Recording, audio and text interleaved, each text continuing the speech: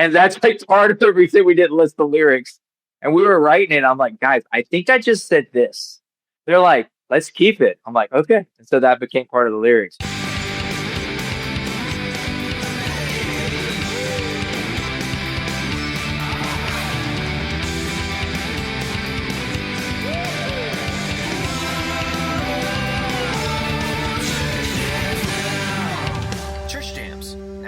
Welcome to Church Jams Now, the podcast where three former youth group kids and current music nerds deep dive into Christian music from the 90s and 2000s. I, of course, am your co-host, Kylan Savage. With me, as always, is Mr. TJ Smith. Man, I am clutching tightly to my piece of the dream, Kylan. Ooh, there we go. I'm stoked about this episode. And, of course, we have beautiful producer Josh Olson. TJ, I am going to be screaming with the sirens because what are the odds that you take the bit that I was going to use? Well, we can always make you dance, Josh. Ooh. Out of fury or, I'll have enthusiasm. I don't know. Well, Don't come running for this next introduction. We are joined today by Mr. Jeff Fortson. Fortson, correct? Fortson. See, correct. And Caleb Jackson. Hi.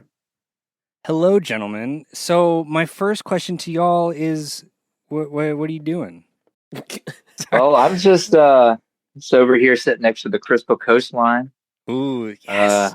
Turning it up. He's a trying pro. to hold on to the adolescent night because there's no tomorrow. Man. That's right, man. Yeah. He took the bit. I don't know how we let him get away with that. Yeah. So, Jeff, you are in the band we are talking about, and I am. Caleb, you made a documentary about the band that we're talking about. Yeah, my favorite band. They're called Squad 50. Oh, heard of them? I think I've heard of them, yeah. Once or twice. So, usually what we do when we have guests on is we talk about origin stories. I will say the documentary goes into this quite a bit in the beginning part for Jeff. But Caleb, I want to know you as well. I just want to briefly talk about what kind of music you grew up listening to and how you kind of got into, quote unquote, Christian music. Because that's kind of what the basis of this entire show is. So whoever wants to go first, I'd love to know. I guess I'll go. Perfect. I guess I grew up, I was raised on the music of my mom and dad. They had us a little later in life. So we were raised on more like what people would have back then would have called the oldies. So, my mom's favorite artist was Elvis. And my dad grew up listening to like, old country, like Johnny Cash, Hank Williams, and a lot of bluegrass because he was from up in the foothills of North Georgia. And so we were kind of raised on those two things. And I think in fifth grade, like my favorite band was the Beach Boys, which all my friends thought was weird because we was listening to the Beach Boys. But that is the correct answer. Yeah, that is the correct answer. Yeah. So, and then, my grandma said that ever since John and I were little, we would always be standing up on her coffee table, like performing. And I guess one of our earliest performances was Jesus Loves Me. And so maybe that was we were just destined for the Christian scene, just honing our craft at a young age. And then as I moved from fifth grade, into eighth grade, I had a teacher. I went to Catholic school. It wasn't Catholic, but our parents sent us to Catholic school pretty much our entire schooling career. And we're in Catholic school, and we had a religion teacher that taught us about the Catholic faith. And I don't remember a whole lot of what she tried to teach me about like the Eucharist and transfiguration or transubstantiation or any of that stuff. But I do remember that she introduced me to the British invasion of the 1960s because she was a huge No one saw that huge coming. Yeah. But she had all these old VHS tapes of like Ready Steady Goes and stuff from back in the 60s. And of course I'd known the Rolling Stones and the Beatles already, but it was Miss McBride who introduced me to like the Kinks and the Who and the Yardbirds and Amazing. all sorts of bands from that era. And so I think that really is what started John and I down the path of wanting to do music. And then when we got into high school, we started our first like kind of cover band, and we showed our friend who we wanted to start the band with. We're like, yeah, we want to play this music, and we played him all the British Invasion stuff, and he's like, no, we're gonna play this music, and then he played us Appetite for Destruction, and I said, maybe we are gonna play that music. And Yeah, you're right. yeah, and so we covered everything. I mean, we covered all kinds of music, and it lasted maybe a year and a half, and then I guess the summer before would have been my junior year of high school. I started going to church because this girl I was dating used to go to church on Sunday nights to it, like a youth group thing. I didn't know what that was. And so I started going just to see her an extra night a week. And through attending that youth group, like you guys said, you're former youth group kids.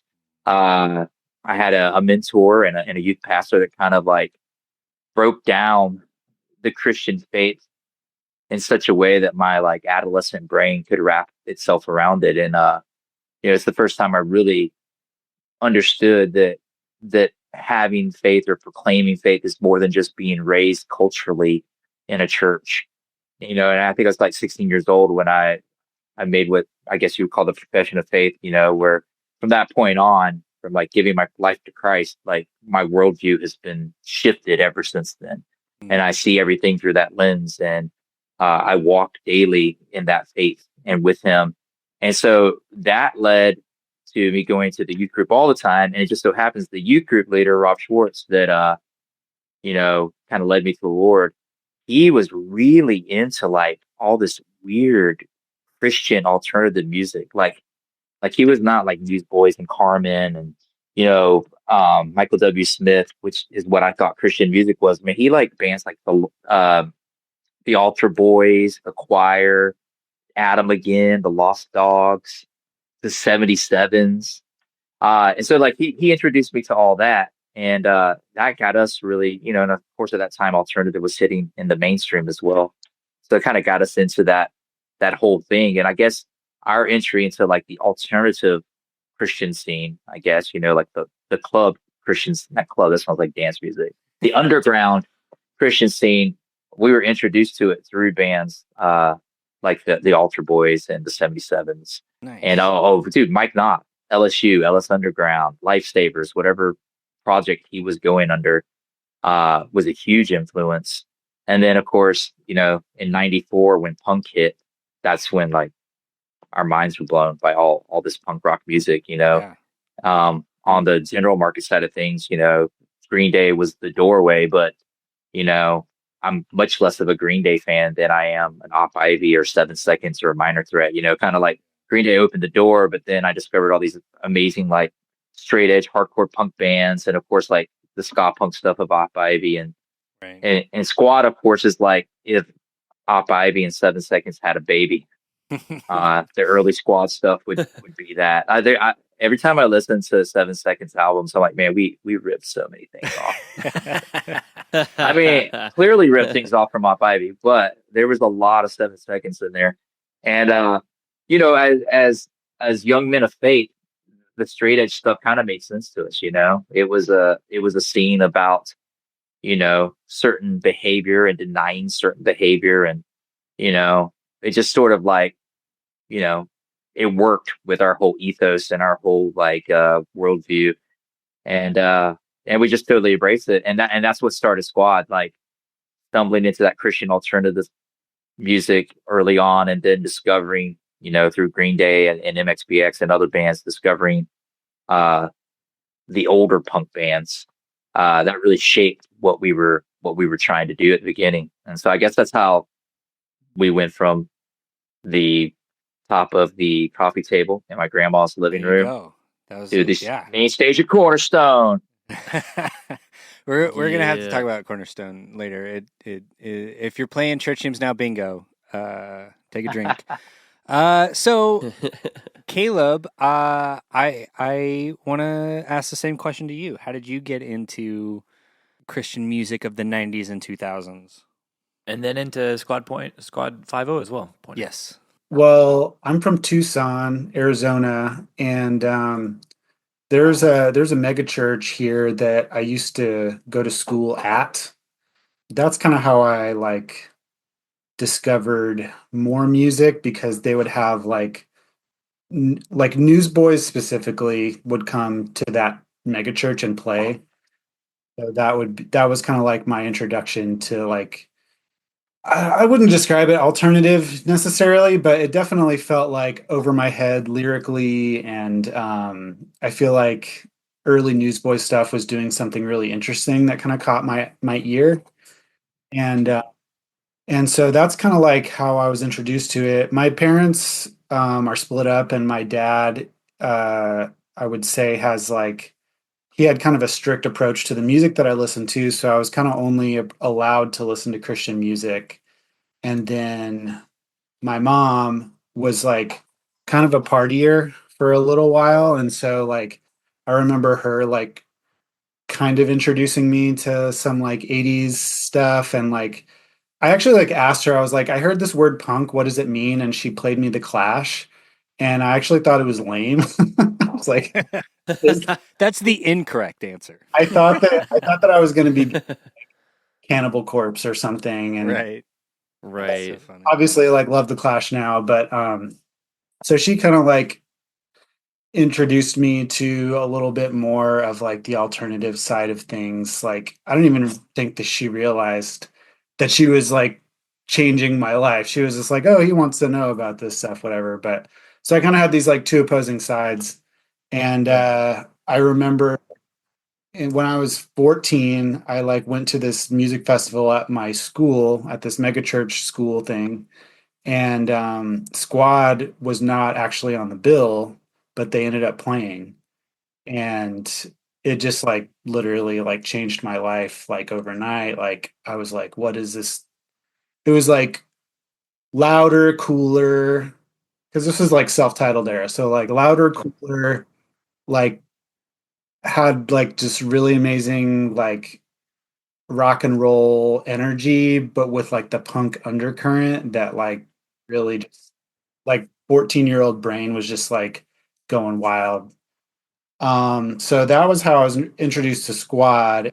And I doubled down really hard like on the punk thing, like the Christian punk thing. So I was like still kind of only allowed to listen to Christian music. And so me and my dad kind of had like a lot of opposing views about that. And so he ended up like taking all of like my music away like right before I turned 18. So like I remember coming home one day and like I had a Bombs Over Broadway poster like on my wall in my room, and it was like taken down and like all my Oh gone. What? no. Parents just don't understand. I know, right? It's like quintessential 90s Christ Yeah. cultural Christianity. Don't get it. Yeah. And then my dad actually like this is a true story. Like this was when I was 17. He suffered basically like a brain aneurysm and like lost his memory. And so like he like forgot like the first half of his life and then woke back Wow. up and didn't remember any of that stuff that had happened. So like I was kind of like free of that strictness, I guess, and my relationship to him changed a lot. But Yeah. like it was just really Wow. crazy going from like you're not allowed to listen to any of this music. I was like booking bands actively at that time. I had to like shut that whole operation down to like, oh, now my dad, it's not, it just Big deal. Wow. That's wild. Bonkers. So I want to transition into Squad 50 is here to stay and kind of how the two of y'all got connected. Caleb, kind of what was the genesis of this and kind of how it came about. Let's hype it up because we've all watched it and it's rad as hell. And so I want to and this is coming out I think right around the time that it's coming out. So yeah, let's talk yeah. about it. Thanks for pumping it up. So yeah, it's going to be streaming on Vimeo May 23rd. And the way that it came about was I would say that when they did the Cornerstone reunion in 2012, that was like it made a huge impact on me and kind of like solidified a lot of things about like why I really loved the band, and kind of seeing them like have like a humility about their like former career or whatever. Like it was just like a really important moment in my life. And so kind of getting to the point where I realized that I wanted to do the documentary. I went to their next reunion show and met Chris and kind of kept in touch with him over email. And so Chris is kind of the one, Chris Klein, the guitar player, is the one who kind of restarted the band and kind of figured out kind of how to get the guys back together. And so I kind of just pitched him on the idea of, hey, would you want to do something? They were semi through the process of recording Solid Gold, which came out in 2022.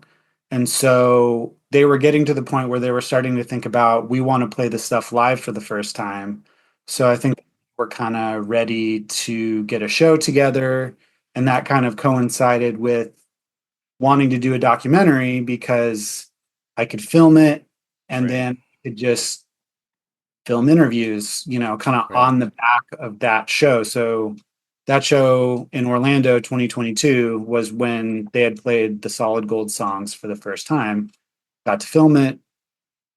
And yeah, everybody, I mean, I feel really fortunate because they are my favorite band and they really trusted me to kind of, do it. And I don't feel like there was like I don't know.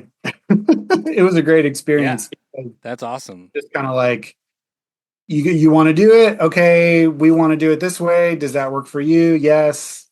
Well, I think it speaks to as well, like one big sort of almost through line that I found personally in the documentary was Squad's relationship to the fans and how you there are a couple stories in there too, if you guys just like treating everyone just kind of like family. And I feel like even the process of getting this documentary made sort of reflects that as well, that you guys like you put your trust in people that that you like, and that we're all just like a big happy family. And that was like one of my favorite things about it. Everybody's kind of showing up for each other in that way for the purpose of the art and community. So Jeff, so you don't feel like the documentary was a hit piece?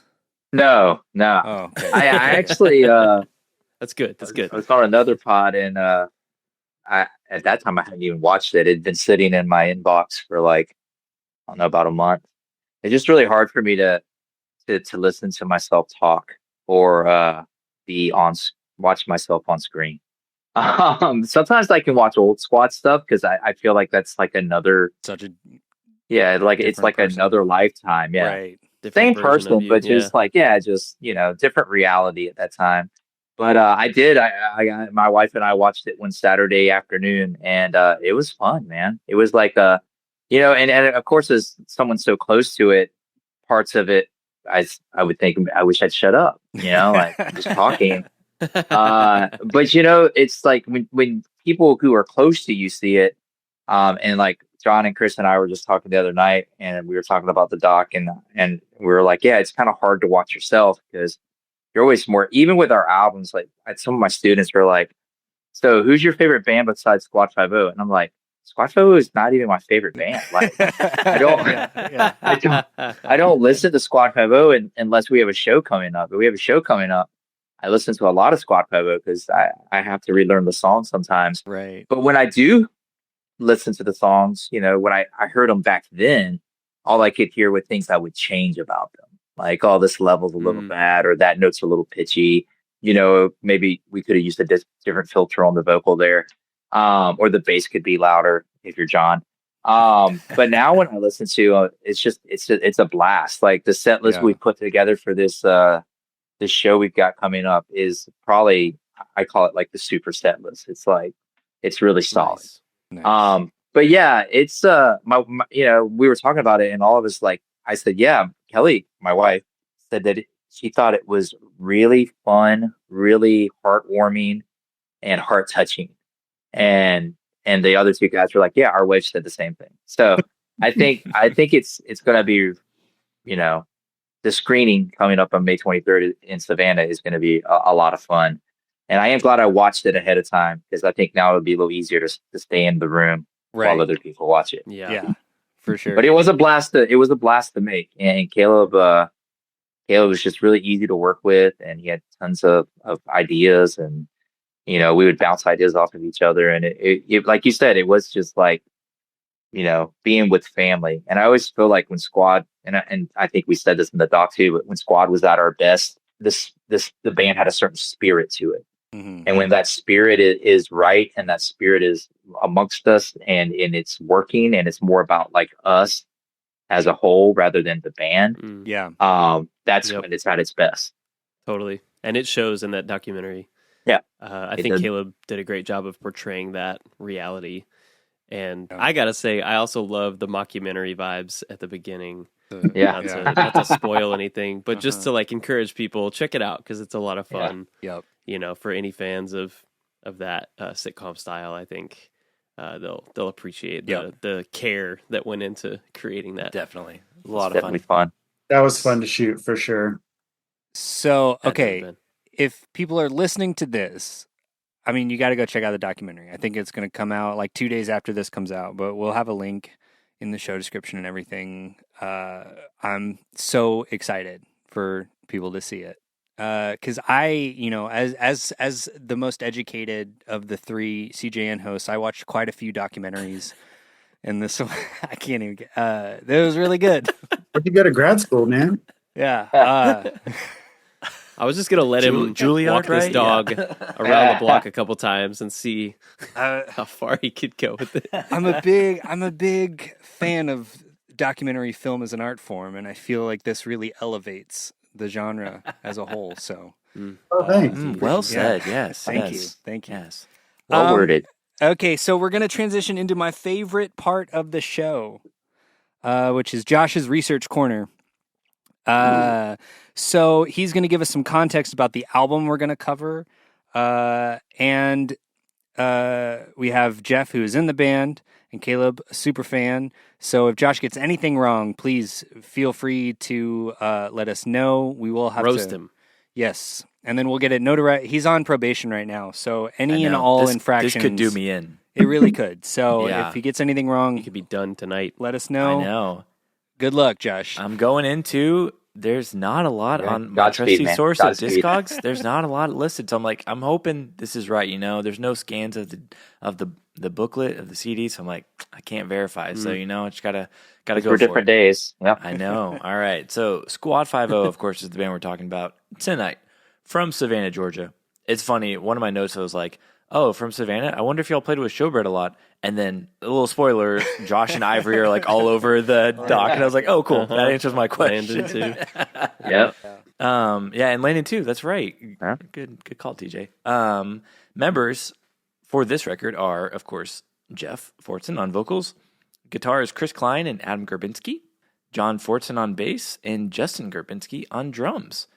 Do we correct you now or later? Correct me now. Dave Peterson on drums. We're doing self-titled, right? Yeah. Self-titled, yeah. Yeah, it's Dave.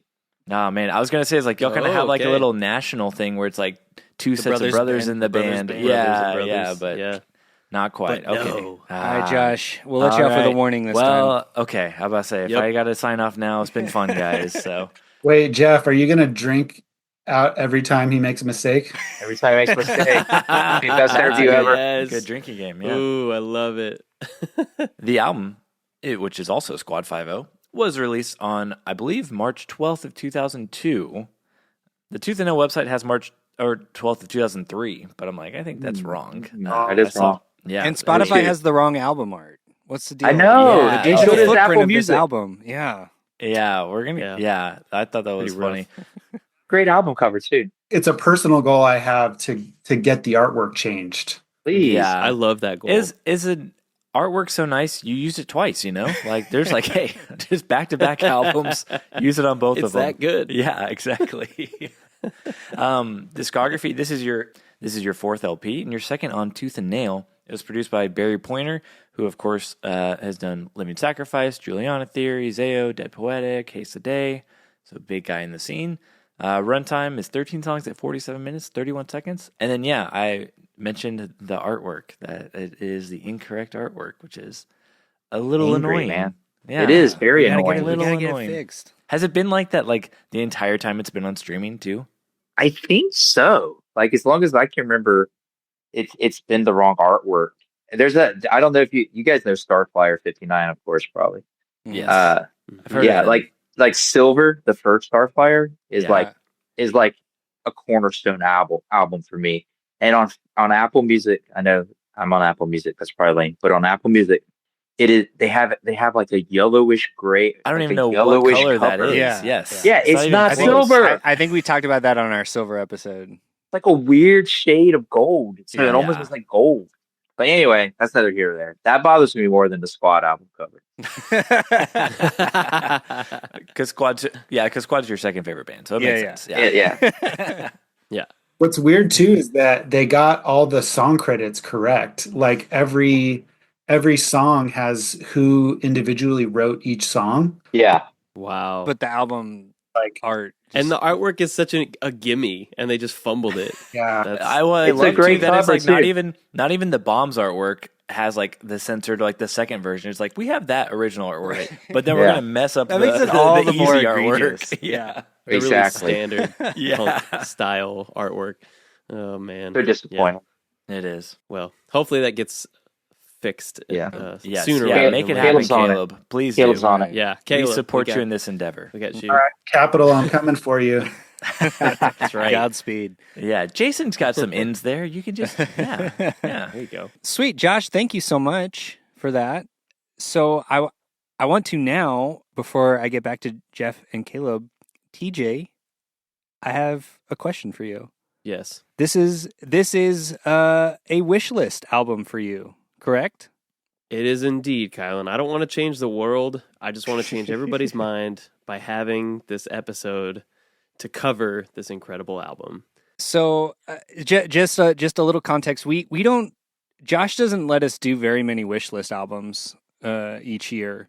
It's the So- carrot I dangle in front of you to keep this show going. Yes, he's Yes, simultaneously our Everlord and on probation. I don't know how it works, but checks and balances. weird dynamic. But yeah, so I feel like it's been a while since we've done a TJ album. So TJ, I wanna ask you why this album is so important to you and why you want to talk about it on the show. Yeah, man. I really hope my old buddy Danny Beth Crosby is listening to this episode because I've got her to thank for introducing me to the amazing Squad 5-0. Very similar to a lot of what you shared, Caleb, about just kind of the kind of rock and roll and punk fusion hitting my brain at just the right time. I think I was a freshman or sophomore in high school, and Danny Beth was like the cool older sister that I wasn't related to, but she like had all the great bands, and just kind of knew. She was like the keeper of all the cool information and the culture, and so we were kind of connected through youth group and different things like that, and we're just kind of part of the same friend circle. And man, Danny Beth, I gotta shout you out big on this because you had that CD, you had the self-titled CD in your car one time. You gave me a ride. I don't even know where we were going. I couldn't place it, but I know that album that day changed my mind for the better. And yeah, I mean, it was definitely a big moment for me because I think you guys were like the first really like punk leaning rock band or rock leaning punk band that wasn't like punk pop. You know what I mean? Like I had a lot of that in my life. Like I had the Reliant K, and yeah, all that stuff kind of, pumping through my headphones all the time. But you guys really changed the game for me. And the Cornerstone connection is huge as well. I know we'll get into that more later, but I was in some bands that played Cornerstone, and when I was just going as a fan, y'all were a staple at Cornerstone and just a big part of that culture. And even though I was just a kid from a small town in Texas, I was super connected to you guys, and I also understood the kind of Showbread connection, and they were a big band for me as well. And I know Josh is a big fan, and those guys definitely were very connected with you guys, and so that I think also made a lot of sense to me. There was just a lot of touchstones that were shared, but you were also like totally different beasts in the best way. So yeah, this is a big one, man. It was a game changer for me, and it definitely made me dance. That's for sure. Love it. Nice. Love it.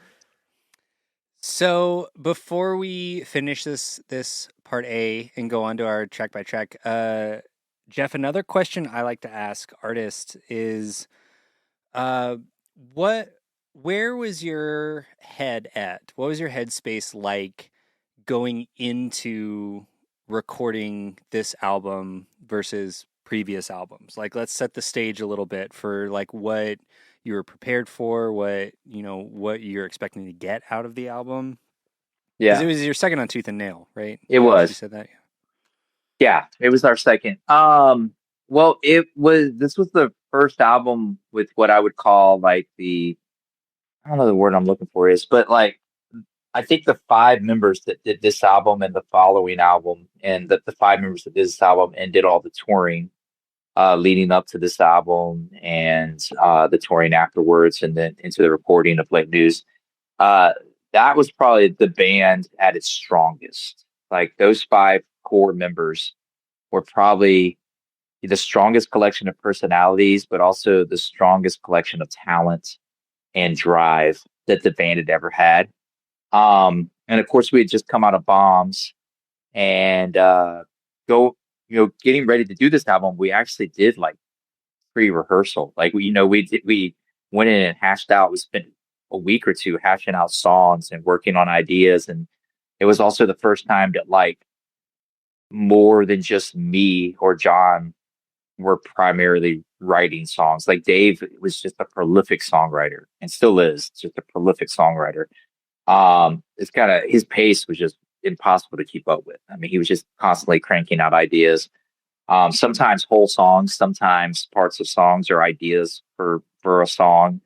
But yeah, we all got together and we were really writing as like, five different guys bringing in different things like Change the World. I can't remember who else listed on the songwriting credits for that, but I feel like it was all five of us coming up with parts and ideas. And, I remember writing the lyric while I was washing windows one day when I was home from tour. And, I think the headspace was just like, we were kind of wrapping our heads around being this new unit. Even though it was squad, it was like a different chemical equation. It was the first time all five of us had decided to write songs together. And I think we sort of missed the mark with Bombs. A lot of people love Bombs. A lot of people think Bombs is the best squad album. I think there's some good stuff on Bombs, but I do feel like we probably missed the mark a little bit by using like a hard rock producer instead of more of like a punk producer. If you listen to the the demos for those songs, there's much more punk energy in them than there is hard rock energy. So I think another place we would have been headspace wise would be like we wanted to make a rock album that had that punk energy to it. And I feel like we did it, and going into working with Barry was just, we were looking forward to it, because he had done the Juliana Theory album. And like you said, like Living Sacrifice, did a lot of metal stuff and hardcore stuff. But we knew he was going to like get some good stuff down for us. So we were just super excited, and we did all our pre-recording stuff in Florida. And then we drove overnight. God, I don't even know how many hours, man, maybe 14, 15 hours to Little Rock, Arkansas. So we could start pre-production with him there. But I think our headspace was really just like, we need to try to capture that rock and roll vibe, but also with the punk energy.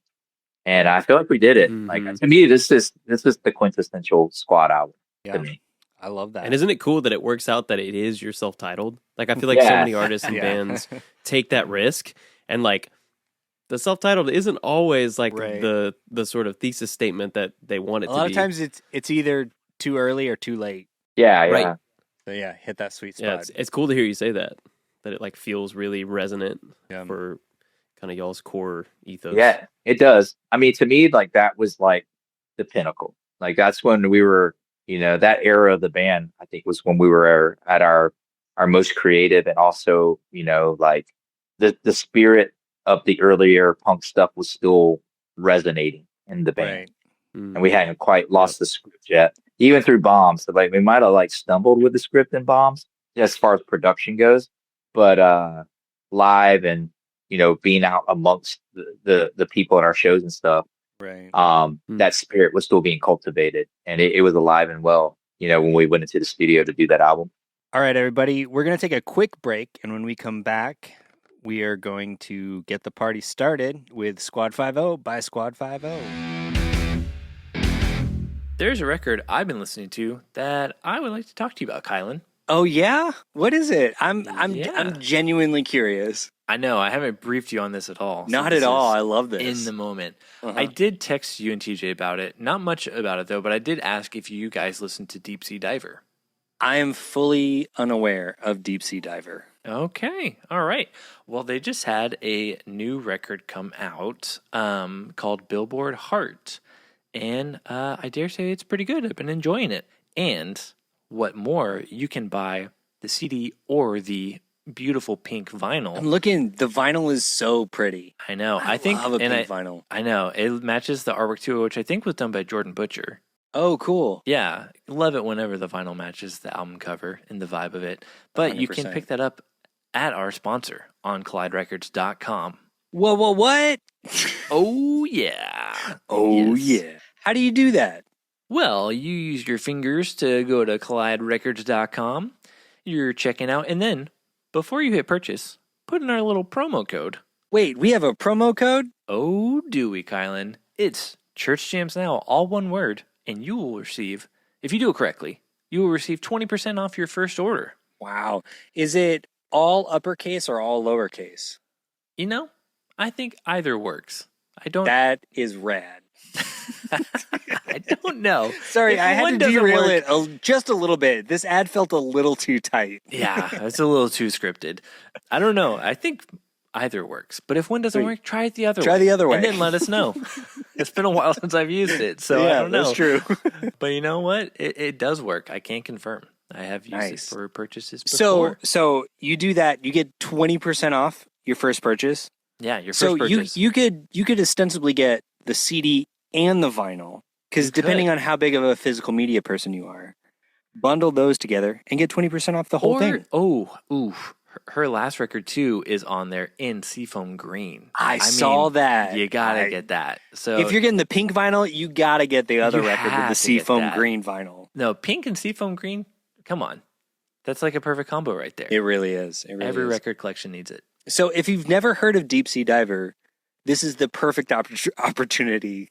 Yep. Don't listen to it until it's on your turntable from colliderecords.com. I might actually do that. That sounds like something I would do, because I don't know them at all, but I love that concept. Yeah. So if you go to colliderecords.com and fill up your cart, and at checkout use promo code ChurchJamesNow, you get 20% off your entire first purchase. So let's deep sea dive back into the show. Welcome back. I hope you enjoyed those ads as much as we enjoyed making them. We, of course, are about to go track by track into the self-titled album by Squad 5-0. Before we do, I of course, have to ask, does anyone have any general thoughts that they want to share about the album before we dig in? Caleb? I have a perspective kind of about lyrically how it flows. Like, I think that there's one way to listen to this album, which is kind of more surface level. Like, you can listen to it and get a lot out of it and enjoy, and listen to it for enjoyment. And then that's called the Kylan take. The Kylan method. Yeah. And then I think you're about to describe the TJ take. Oh. Then you can sit down and read the lyrics, and it plays a lot differently because it's like pretty dark, like lyrically, like as a whole, like the first 6 songs are pretty dark and complicated. and then it kind of starts to lighten up with the Adolescent Night. But like in general, I would say that it's a pretty dark record. Also, my thought is that like in general, the album is just like bursting with energy. Like it's pretty obvious that like like when it's like the way that it's mixed, like the way Jeff's vocals are mixed, and like especially like the guitars, like a lot of these songs like sound really like Ramones, but also like I almost kind of I feel like that the record that it sounds closest to on the production side is the Juliana Theory Emotion is Dead album. Same producer. There you go. Sweet. Good theory. Yeah. Strong. Well, I don't want to change the world with any more hot takes. So let's get started with track number 1. I don't want to change the world.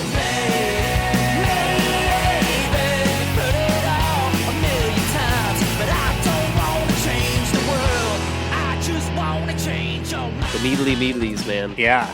Like what a great way to just like fade in with that some fuzzy guitar. Epic. I did really enjoy. There was one part of the documentary talking about this opening, and Chris was like, "Yeah, I came up with something." Everyone's like, "We should use that," and he's like, "It's kind of Thunderstruck, but Yeah, I know. I love that. no, it's is great. It's so good though. It's yeah, it's epic, man. This song is just from the beginning, and they cutting in right to those like big slams on the snare drums. Mm-hmm. I mean, it just to me it draws me in every time. It's usually a song we open every set with. Sometimes we don't open with it. I'm just like, why the hell are we not opening with this? Like, this song was made to open a show. Yeah. I think like Furnace Fest in 2022, we moved it to like second or third. I'm like, it doesn't go second or third. It goes first. But yeah, I mean, and I like honestly, like Chris came up with the Thunderstruck part, and I think the bridge Dave came up with maybe. I don't know, it's kind of like the Spanish bomb section, the dun dun dun dun, it's kind of Spanish bombies. And I remember we played this, at the time Capitol Records was like courting us, and we played it for Louis Bandak, the A&R guy that was kind of like pursuing us and trying to convince Capitol that we should be on their label. Mm. And we demoed this song in Tooth and Nail studio with Aaron Sprinkle. I remember Louis Bandak hearing it and he goes, "My God, if this is the first thing you've come up with for the next album, what's the rest of it going to be like?" And yeah, I was like, "Well, that's no pressure at all." Yeah, right. Yeah, but it really was just like I think it sort of wrote itself, and I just kind of put myself into headspace of this guy that's kind of like trying to get his shit together, and this woman is kind of fed up, with him. Not that it's biographical, but sometimes it is autobiographical, Right? And just like it just worked, and I thought it was I think I came up with that line. I don't want to change the world. I just want to change your mind. I was like, oh, I should build a song around that. And then John kind of came up with some musical parts, and I kind of put some lyrics to it. But it is just it draws you in, man. It's like, it draws you into the album. It draws you into the band. It draws you into the show. And it should be first, damn it. It should be first. Yeah. No, I totally agree. Yep. And it's cool to hear you say that about like writing like the sort of story song mindset that you were in of like, let's create a character, but also like it's relevant like to most anyone that's been in a relationship. And that's the cool thing is like, like I mentioned, this really hit for me, and I know Caleb, you said the same thing when we were in our teenage years, but like it also hits big for me as someone in a committed marriage of nearly 7 years at this point, and I'm sure many people are even further along, and like I bet they would have the same thing to say that like it speaks volumes, and it's like universally relatable, those moments of like choices you make or like words that you let slip out of your mouth, and wanting to like work through it and get on the same page with somebody that you care about, right? I mean, that's like really capital T truth, like that we all are just trying to be understood, and we're trying to connect with the people we care about. And you gave it this like infectious energy, and you led your album with it, Yeah. which was like a bold move. But I really think not only does this song need to be first, it kind of had to be. Like, I don't know where else you would put it on this album. Right. That's the other thing. Yeah, like, you wrote it to be the first salvo. It's the perfect thing to like open the record with, like, oh, like, get ready to like maybe adjust your perspective a little bit. And as we go through the record, which is fun. And I do like that it, like you said, it is about like a specific relationship, but I feel like it scales like really nicely and like fits the punk motif to like we are trying to like change like whether you're trying to change like a people group or an ideology, it has that kind of like punk rock, like let's change the world, even though you don't want to change the world, but it will like down the line if you change your minds. Yeah, the subversion is in the title, which is great. Yeah. It feels really accessible, like on a Totally. Yeah, I think I was talking to the guys about the set list for the May 23rd show, you know, our homecoming here in Savannah. I was just like, yeah, so we're doing Change the World first. That's like how I started it. Because the last time we played, we didn't do it first. And I said, it's our magnum opus. It has to be first. You know, like it has to be. Like, it sets the tone for everything to follow. Yeah, it's just, I love the song. You know, even I still listen to it, and there's certain like vocal deliveries that I'm like, ooh, that was not quite right. Not pitch or tone wise, but just like, I think like sometimes they'll leave the S off a word where there should be an S. And I was like, but Barry Pointer, you know, he'd be like 5 beers in and be like, nah, it's good. You know, rock and roll. What do you want? Fix it in post. Yeah, I have a question. Yeah. So Bombs has a similar opening, like where it's like 30 seconds of like just kind of building feedback, and then another 30 seconds until you actually get a lyric. Right. Did you guys feel like you were kind of creating a lineage of having like really strong intros, or was it just kind of like serendipitously? That's a good question. Caleb, you should take my job. Hey, look at this guy. What are you drinking, Caleb? Super inquisitive. I think that every time we wrote something, you know, especially after the punk stuff, you know, the first couple of punk albums, we were thinking of playing things live. And if you're going to open an album is sort of like opening a show. And to us, like, a show shouldn't just be like, hey, how you doing? 1, 2, 3, 4, like the Ramones, you know? Like, to us, the show is like, this is gonna be this grandiose thing that brings you into this thing with us, you know? Like, we're gonna bring you into this world. And so I think, you know, especially even with in the last album, Late News, you know, that riff, you know, just like this thing that kind of like suck you into the world we're in. But yeah, I think we're just always, at least I am, when I'm writing songs, I'm thinking of how does this go over live? Like, what is this going to do when we play it live? And I think that did play into those two, especially those two songs, Bombs and Change the World. Just thinking about like, oh, this is how a set will start with this song. That's good though, because I feel like you know, especially with like faster paced, like, you know, like punk or ska or rock, like it is really hard to capture the live energy on an album. But I feel like this song opens the album perfectly, just because like I get that sense. I'm like, I feel like I'm getting ready for a show, like when I listen to like you're at a show. Yeah, totally. I have another weird take. It's probably reading into it a little too much, but like Bombs is like super 80s. Like, I feel like you guys were really trying to do the 80s thing with Bombs. And that opening, I don't even, is it a riff? I don't know what to call it. Like lead line, I guess, is what you would. That in Change the World? Yeah. I call it a lick. That opening lick. Lick? Okay. Yeah. The diddle part? Yeah. That feels super 80s. So I feel like there's like a little bit of like connective, like there's a connection to Bombs, but now we're doing something new. Yeah. Like looking back and then springing forward as well. Yeah, that's cool. I got nothing. I usually have something clever. Track number 2. I know. I'll get it figured out by about halfway through the record. Track number 2, Make You a Star.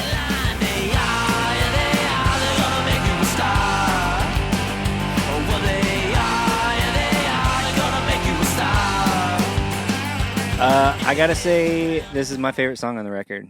Oh, all right. Pretty I kind rockin'. of thought it might be Did you yours, really? Kylan. Yeah. Yeah.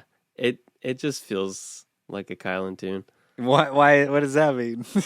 Well, it rips and it's catchy. Yeah. Like I feel like it probably hooked into you on a vibe level. Yep. Hooked, like your ear hooked into it on a vibe level that really worked. Mm-hmm. And like I get it because it's like it's one of my top tracks on the album. Not my favorite, but it's up there too. Because it's, I don't know, it's like this really effective social commentary because it's so damn catchy. Mm-hmm. You don't even realize what you're singing until you're like, 4 or 5 reps in, and you're like, oh wait, Yeah. this is like a critique of the scene or like rock band stardom or something along those lines. And it's like, I didn't know I was calling all these people out, but man, Right. I kind of am. Or am I calling myself out? Right. Like Yeah. I gotta think now. I gotta engage my brain I here. was just having fun. the Now I heck? have to think. I was just I'm just like, I love that sick guitar and those sweet harmonies. See, Yes. Kylan take- I mean, just the line, he's a has-been, not you. You're a will be, could be, if given the chance. So tell me, how much did you pay for those pants? Yeah. I mean, only you guys could pull that off. And you Yeah. do. Yeah, this is a fun song. I haven't heard this one in a while. It's not in the set, in the current shows, but it could easily be. It's a lot of fun. It is sort of a critique, and like you mentioned, it's like it is written like as a critique of someone, Mhm. but it's also kind of like talking to yourself. Right. Yeah. Like, and if you saw the doc, so you know that there's a part of it where we talk about, I think to quote me from the documentary, I'd become a pretty good asshole or a pretty big asshole. Yeah. Like we all sort of like lose ourselves in the game sometimes, and Right. oddly enough, we'll peel behind the onion here. This song was written actually about a very specific person. And I think enough times passed. Mm. But we had been on tour of the Juliana Theory, and they were being courted by major labels, and somehow or another it got out to people that the song was about Brett, and it was, but but it was also about me, and like to the point so that his girlfriend called me and was like, "Don't you think it's a little harsh?" And I was like, "Well, it's just sort of reporting what I saw." Yeah. And but it's also like I don't who really knows the whole story. Like if you look at part of King David's life, you would have never thought he was a man after God's own heart, committed adultery, had the husband of his mistress killed, Right. but yet he was called a man after God's own heart. So you don't know the whole story, but you just sort of report on the part of the story you see. And everyone can be an asshole sometimes. Yeah, exactly. Yeah. And it also gives you an opportunity to see the similarities between that person and you, right? No, and like yeah. how you guys yeah, actually have things absolutely. in common like that. Absolutely. So even though like sort of some things on that tour that I was doing commentary on, observational commentary on, like it's also like a self-critique, to some degree. But yeah, I do. That's so funny. I vividly remember her calling me and us talking about it and being like, well, I don't mean it as an insult. I just mean it as like more or less reporting the news. And, but I mean, looking back on it now, like, oh yeah, that's probably kind of a dick thing to do. But I'm like almost 50 now. Back then I was like 20 something, But the song's catchy as hell. I'll agree with you there. And it was a ton of fun to play live because it's kind of in a lower register to start with, and then you kind of work up to that higher register on the last verse. And but yeah, it's a rocker, man, for sure.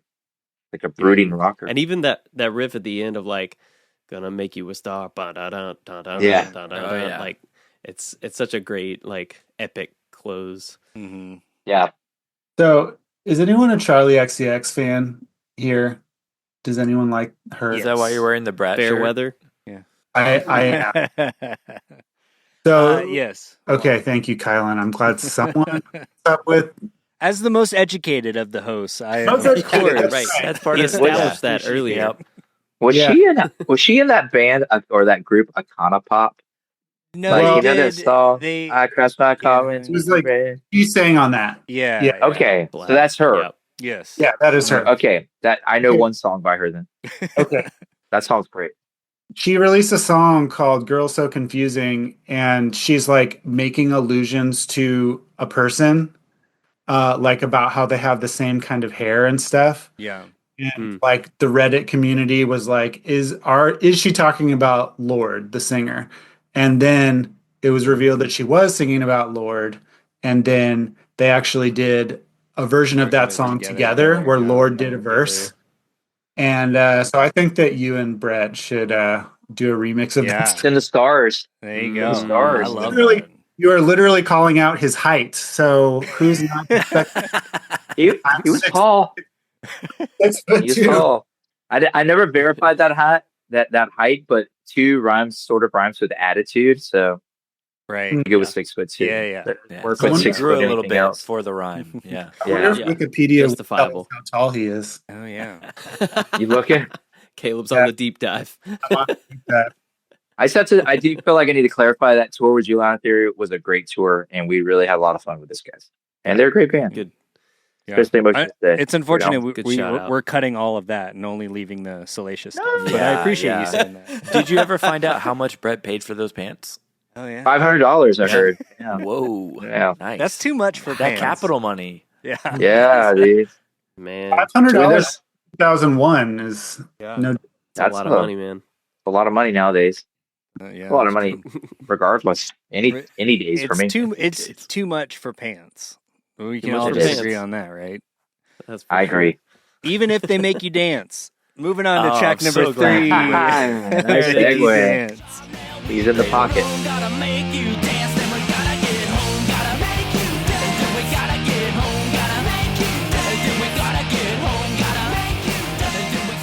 Jeff, I think that his segue might have been better than your live segue. That was pretty good. I'm gonna take some notes for the show. Yeah.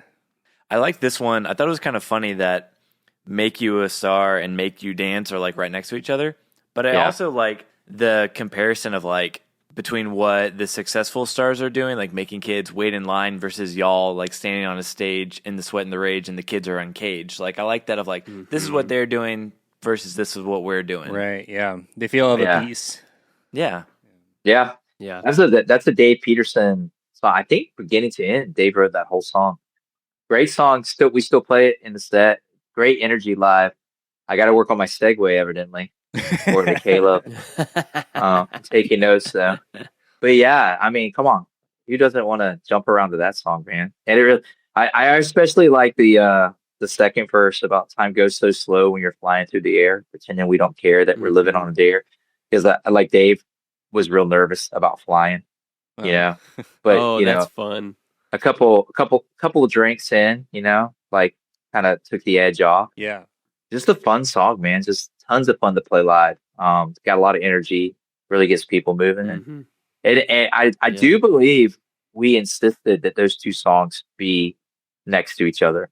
Because they're like, if you're going to have 2 songs called Make You, you might as well just put them right next to each other. Yeah. So, yeah.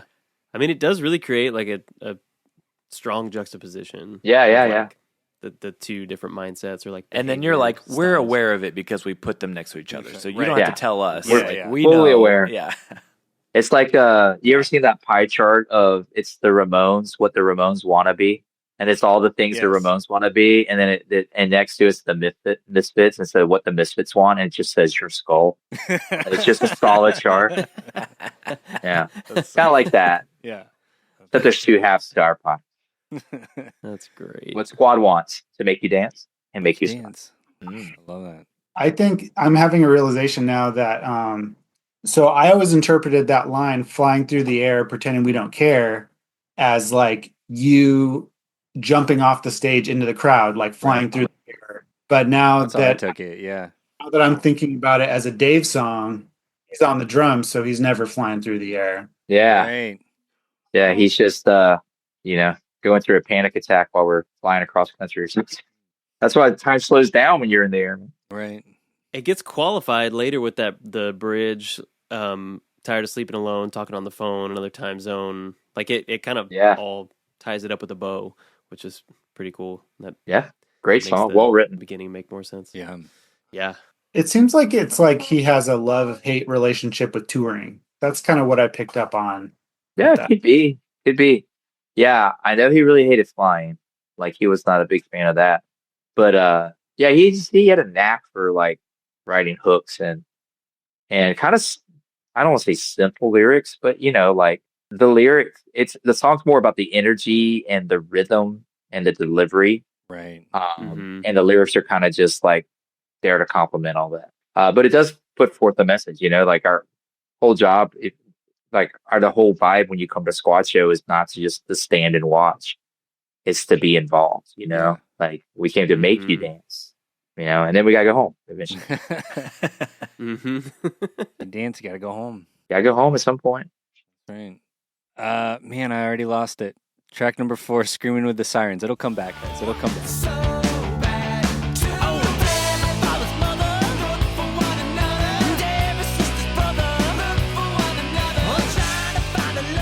Flow state didn't last long. Not at all. It's because there's two make songs back to back. That's too bad, man. Yeah. That's another Dave song, The Rocker.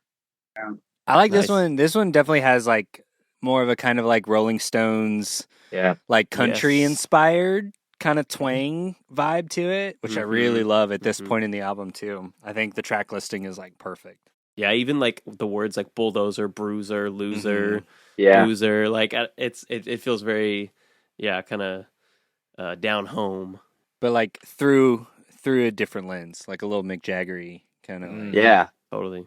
It almost feels like he's kind of like reading the news or like looking at a lot of different tragic situations and being like, how can we find each other? Like, how can we make this better? Yeah, it's just catchy as hell. This is it's true. When I warm up my vocals for a show, which sounds really way more professional than I mean it to sound. This is the song. We don't play this song live currently, but for some reason that first line is just really good at like loosening up my throat. Oh yeah. Loosening up everything to be able to sing the rest of the set. But yeah, I'll just be saying like, the first lines of that song over and over until things feel right here. And then I know I'm ready to go. Nice. I do have to shout out, this is the first instance of sweet bass on this song. Around like 115, there's a nice little bass lick I love. Oh yeah, dude. Always got to shout out the sweet bass. This was I always like recording these more like subdued parts because they would make the mic real hot, and they put they wet it. I would always call it wetting it up. Oh yeah, a lot of reverb on it. And then you just barely singing, singing like very quietly, but it's just so loud in your headset. It's so much fun. Dude, this outro is epic. Yeah, and there's some range here, right? You go from that kind of whispery vocal to like full on screaming out loud, which is cool. Yeah, this was a really fun song to play live. Real rocking, man. Yeah, I bet. With those gang vocals behind you. Controversial take. It's a good album. Ooh. So far. We'll see. So far. Easy take, Kylan. So far, all killer. Watch out. Killer so far. Let's hope we can cut off a piece of the dream. Oh. Ew. I don't like that at all. We actually sometimes call this song Pizza the Dream. Oh, I love that. That's great. Have you guys made a shirt? No, we need to do that. I'm just going to submit that. That is a great shirt opportunity.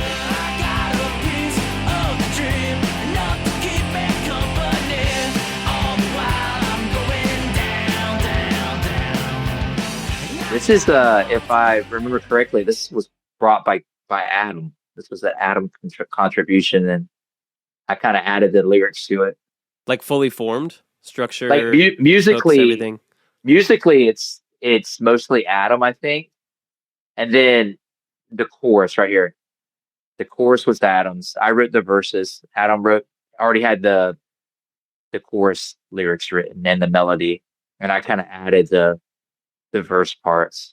Dude, that's so crazy because like I thought I was going into this without a little more of this inside baseball and like knowing about the writing process, thinking that you were just like hit machine, hook master, like just throwing it all out there. Because I'll be honest, I wasn't as informed with the liner notes, and yeah. So, but it's actually really cool to find out that you and Dave and Adam, like you guys all have this like ability to create these really powerful phrases that have an immediacy to them and a profundity. Like they're both like really catchy and accessible, like you mentioned earlier, Caleb, but like they're also really like layered and I think they carry a weight, like a piece of the dream, enough to keep me company. That alone, like the whole song could be that, and I would be happy. Yeah, because that's a powerful image, you know, like when you're kind of down on your luck, and all you have is a piece, but it keeps you company, man. And I think like he also borrowed the arms around a memory part. That's a Johnny Thunders song. Like, can't put your arms around a memory. Like he borrowed that from Johnny Thunders from the New York Dolls. So a little wink and a nod to him there as well. Yeah. It's a very clever chorus that Adam brought, and we sort of built the rest of the song around the chorus. And I sort of just threw together this verses, you know. One of my favorite things about the song is in the chorus, the delivery. This is a little like music nerdy, but on the down, down, down part, a lot of times, like in my like music theory brain, the last down, you're not hitting the note that I'm expecting you to hit, because it should, you know, I'm expecting like a down, down, down, but then the last one is like even lower, and it gives a sense of like dropping down even more. And I think that was like super effective and like really cool. I kept like every time it like threw me off. Like I'm singing along in my head. I'm like, that's not the note I was expecting, but that's really cool. I love it. That was probably a Barry Pointer thing. He was always good at things like that. You know, doing a little something. Like he would adjust different. those melodies on the fly, like he'd be like, hey, instead of this note, do this note. And cool. You know, I'm not a incredibly gifted singer. You know, I'm a pretty great performer if I want to toot my own horn, but I'm not a very accurate or, you know, gifted. I don't have great range, but Barry could really coach you up to a point where like you would hear things, or he would hear things that you wouldn't hear, and he's like, hey, try this instead of that. And I'm sure that's came from him, you know, like where he's like, instead of going here, great producer, take it even lower. Dude, he was awesome. Yeah. Awesome. Pulling your best out of you that you didn't know you had. Like, that's incredible. Mm-hmm. And or what like him to get to experience that. Yeah. Him and Chris are very similar in ways that like, you know, Chris, our guitar player, like he hears it all. Like he doesn't just hear his part. He doesn't just hear his guitar part. He hears like 12 guitar parts, you know? Yeah. You know, and he also like, he doesn't just see a verse. He can feel a chorus or pre-chorus, and he just hears all of those sick ass guitar solos. Because can we? Oh gosh, that was hilarious. Yeah, like have to. This album, guitar wise, Josh, is this the most SPTs we've had, solos per track? I just made that up. In but a nice SPTs. In a while, that at least, I was like, well, okay. I know, just throwing that out there like it's a phrase we use on the show a lot. This is an acronym I'm very familiar with. This album clocks in at about 7 SPTs. I'm going to start putting that in my notes. You should. How many SPTs? Yeah, dude, the guitar is so good. He's incredible. Yeah, it just shreds, man. And this is, you know, like our first time recording with Chris, you know, and he would play something and be like, dude, that's awesome. And he's like, no, you should play that again. He's like, oh, I'm gonna try that. I'm like, no, you should play what you just played again, because that was it. And then like even some of them, it's like I believe some of his solos are kind of pieced together, because Chris is just always trying new things. Yeah. And Barry would be like, that's the one, and he would save that one, and then later on Chris would play this other thing. And he kind of combined the two, you know. Nice. This was like our first like experience of. I want to say we're going reel to reel, but we're also running Pro Tools on it, you know. Okay. So like, that stuff. And so that was hard for Chris, because he's like, I didn't play those two things back to back. Like they should have been played back to back. He's a purist. On principle. You played them. You played them 20 licks apart. But it's better when you take those, you know, and like just getting him to agree to like, okay, that's just part of the writing process. Like Well, and then he could rise to the challenge of making that the lick when you play it live, right? Yeah, exactly. He's like challenging himself. Exactly. I guess I got to stick these two together. That's I just cool. think sometimes he thinks like there's something better. I was like, no, that's perfect. Even if there's something better, what you played was perfect. So let's just stick with perfect instead of better. Hey, before we move on, I just have a quick take. I was reading the lyrics of this song and kind of like identifying like the self-deprecation kind of perspective of it.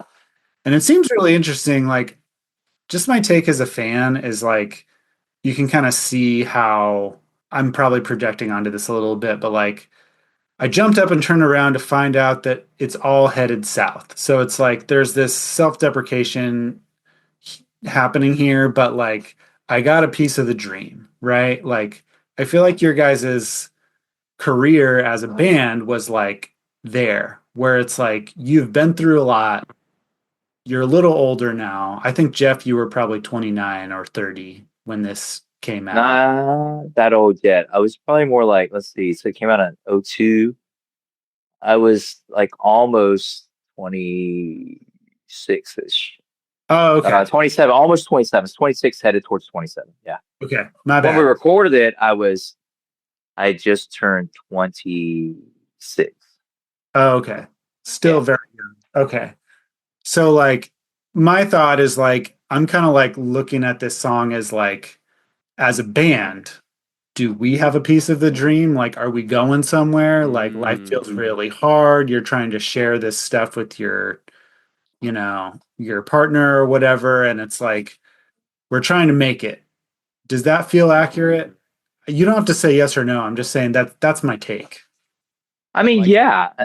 I think the idea is just like even when things are going down in flames, like there's still something to hold on to. There's still some type of like hope, some hope there that leads you to believe that things will get better. But yeah, I mean, it probably could have been there, with the band. I also think about how much did like 9/11 have to do with the way some of these lyrics came out, because the day we were supposed to start tracking drums was September 11th, 2001. We were scheduled to go in to start drums. That we'd already been in Arkansas doing pre-production, and we were supposed to start drums that morning. And we actually woke up to Dave on the phone with his girlfriend, Rose, his girlfriend at the time, and she lived in Manhattan. And Dave on his little flip phone was like, "What? No way!" We're like, "What's going on?" We're all waking up, and he's like, "Rose said a plane just hit one of the Trade Center towers." And we're like, "What?" And we turn on the news, and the rest of the day we just watched that unfold live in our hotel room, and we had to call Barry. We're like, "So drums probably not happening?" Yeah. And he's like, "Yeah, definitely not happening today." I'm like, "Okay." And so we spent the whole day. I don't even know if we left our hotel room. We had to. We needed to eat. But yeah, I just remember being in there watching that, and I don't know kind of what effect that had on it. Even Caleb, like, being, hundreds, if not 1,000 miles away from your friends and family, because, all our whole families were back on the East Coast somewhere. And they grounded all air traffic, like when I try to explain it to my students now, I'm like, it's just really hard to explain. Like you've been through a pandemic, right? Yeah, but it's just really hard to explain what it's like when there are no planes in the sky. And you're just like, what's going to happen next? Like, is there more coming? And then also talking to them just about how like us watching late night television. Like I remember when David Letterman came back on the air finally after a week or so, like he was off air for at least a week because of it, and coming back on, and just how much that show meant to us and meant to America, that he was coming back from New York City, broadcasting this show, and how united our country actually felt, which is hard to imagine now, like just how like it was just a time of tragedy that actually brought us together. And so maybe even that subconsciously maybe that makes sense. Had some role to play in like the whole idea of the piece of the dream, like from the ashes the phoenix rises. Whoa, I like that. That's the Triple Jam speaking. Not sponsored. Okay, I got a really bad one from the Mountaintop Spades. We move on to track 6, Underground Hearts. Oh, yeah. Okay. I'm struggling, guys. The Maylene album was so easy. I don't know. It was a lot easier, yeah.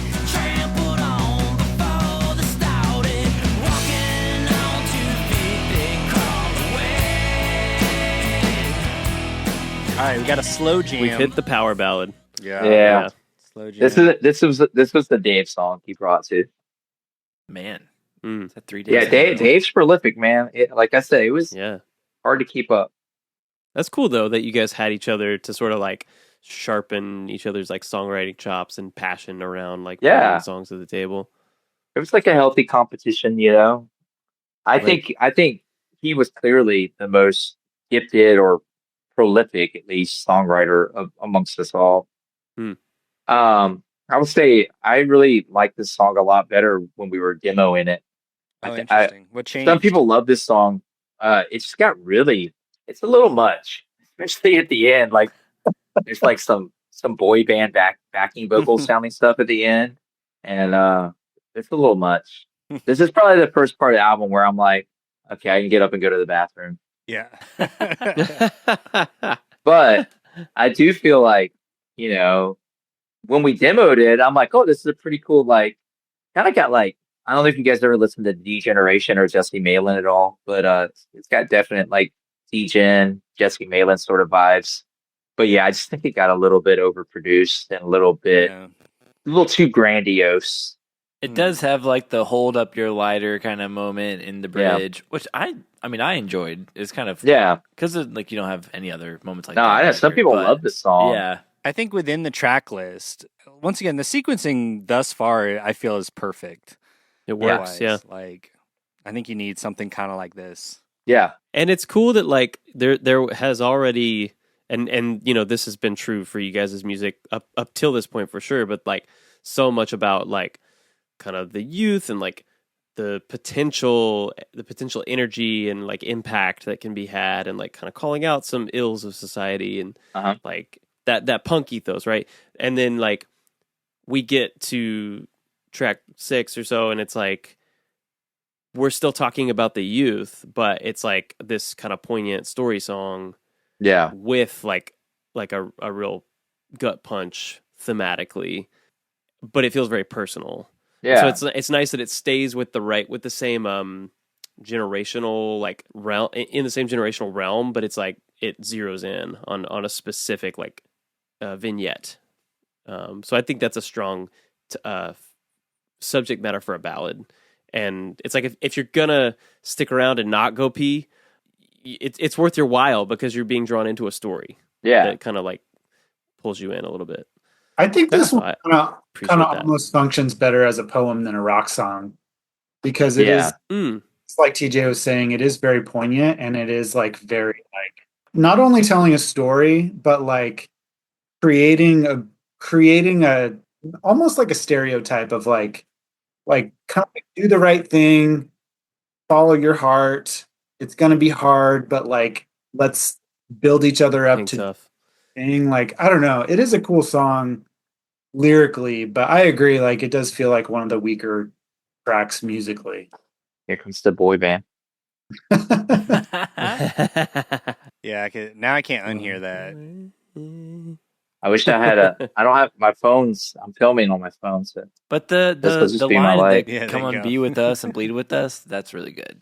No, it's a good line. I do like that. Dude, be with us, bleed with us. Yeah, when we demoed it, it was a little rougher around the edges, and I think that it just got a little too like grandiose. In the end, a little too grandiose with like the acoustic guitar, but it's not a bad song. Was the structure the same to your recollection? I think the structure is pretty much how we demoed it, but cool. It was more like probably like I don't know if we ever played this live.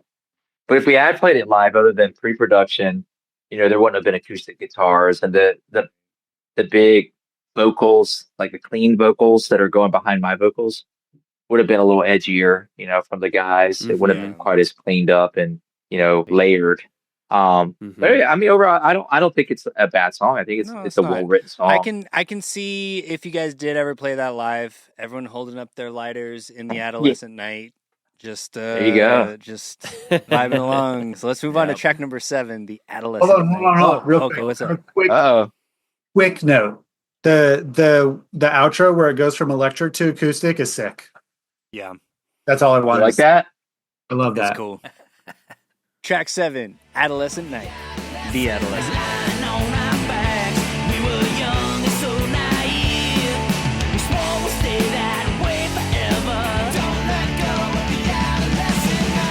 This is where I feel like the album lightens up.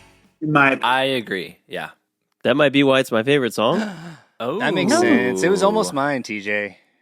It's because those drums. See, we're like we're close to each other on this one. The drums do rule.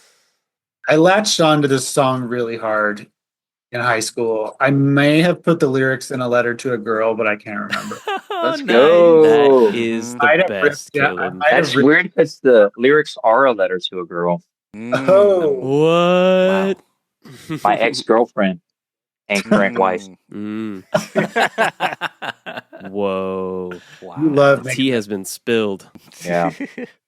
That's dude. I really like this song a lot. Is that it holds a lot of like lyrically just a lot of sentimental value, and just musically just it rips, man. Like it's just those drums, those drum rolls and stuff, and so good. Just Dave killed it on this. And then you have that sort of like middle 8 part where like I don't call it this anymore. I call it the emo part, but Chris got really mad when I called it that. But the part where it breaks down with the hand claps, like that part just it's chef's kiss, man. Yeah, like, is there some drum machine happening in there? Yeah, there's drum machines. Like, there's hand claps. There's like Chris playing piano in part of it. That. Yeah, I love that whole section. I'm also a big fan of that. That's part of why it's my favorite song. Is it shows a lot of versatility for you guys, like sort of the instrumentation that you were capable of implementing. It feels like the right, like if Underground Hearts was sort of the wrong sort of like step up in production, like this feels like the right sort of step up in production, right way from like the totally kind of punk rock. If you're gonna throw some bells and whistles at it, like this is a great way to do that. And the campfire vibes on the outro are also another like dynamic shift that I think really work. I love it. And that part was a lot of fun to record. I forget who came up with that part, but someone said, "Hey, why don't we like just go acoustic at the end, and we'll have these 3 different vocal parts that are going." And when we recorded that part, we were actually all just standing in a circle with a mic in the middle of the room. And I think I want to say almost all of us had guitars, like some acoustic guitar in hand, and we sang that part live. Like that's all live. I don't think there's any overdubs in that outro. It's actually us just standing around a room mic, strumming the chords of the song and singing out loud. But yeah, to me that middle 8 just makes it that and live, dude. That part's just so awesome when it hits. Like it's just. Would y'all draw that part out live at all? Like kind of hang out in it at all? We don't. I mean, I don't think we ever have. We sort of just like play it at its typical length. I feel like you totally could. But it's like a good really respite. Milk it.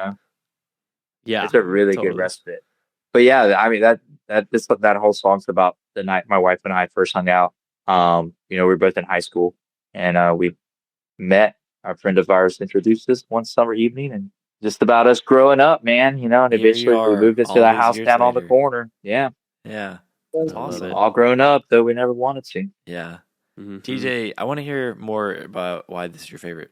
Well, yeah, I mean, I love hearing from you, Jeff, that it's like, that it really is this confessional, like, pure song about your feelings for someone and your experience, because I think that's the power in it, and it's still, again, it's playing off of, like, the power of the youth, right? Like, young love is potent. And I think there's an immediacy in that sticks out to me, but it still also fits inside the theme of this record. And unlike maybe Underground Hearts, like there's not as much darkness like Caleb touched on. Like we finally have like the youth and the love, but also not some of the like bummer like vibes of some of the previous stuff. And so I think that buoyancy, that lightness, and the purity, it's to me, it doesn't hit as like overly saccharine. It's very grounded. It's very pure. And it makes perfect sense that it's like a real lived experience in song form. And so even in my, late 30s, like this one really hits for me, like on a heart level. Yeah. So on an emotive side, it's powerful. Just to like expand on what TJ was saying, like it does feel kind of more mature, like a little like the lyrics feel kind of rock and roll, like the way that you're saying things, like two lovers with a restless heart. Like if you contrast this with like You're the One on Fight the System, like simple themes, but like a more mature approach. Depiction. Yeah. Yeah. Totally. Yeah. I kind of got, it's funny that you said that, Caleb, because lyrically, I feel like this could also be a country song. The way it starts, it was 93 100%. Back in mid-July when we both tumbled to the ground. Just a boy and a girl growing up in a southern town. 100%. I love this. Standing in your arms out on the doorstep. We were just kids, but I never could forget. Oh, yeah. Mm-hmm. That would work, it would work really well for that, too. That's true. It worked out, guys. It worked out. It did. My favorite lyric is Great "We song. crossed our hearts and we hope to die." Oh, yeah. I really live. I like that a lot because I naturally go to like I really like a mic with a chord when we play live. I feel like the chord is part of like even Caleb, that it's a poster prop you made where I'm upside down in the crowd and the cord stretched out, wrapped around my leg. Yeah. Like this is so much cooler than just holding up a cordless mic. Right. 100%. But I like to, when we play the song live, I like to cross myself like an X and then wrap myself in the chord and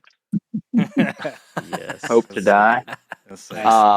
Which is a little dark, Caleb. I'm sorry. I hope I'm not taking the song back to the dark part of the album. But we need a little darkness. Yeah. I mean, yeah. In this darkness, the light shines. To clear something up. Uh-oh. That poster was designed by Jason Zymet, and the photo was taken by Jared Scott. Just want to put that. Shout out. For the poster of I was here to stay. Credit where credit is. And Jared Scott's photo features the microphone cable wrapped around my leg going back towards the stage. Looks epic. But yeah, I just this song, and just live, this song's a ripper, man. I think we've played this ever since we've written it. It's been in the lifestyle. I get it. It's a ripper. Guys, let's turn it up. Well, yeah. Into the next track. Yeah. Turn it up.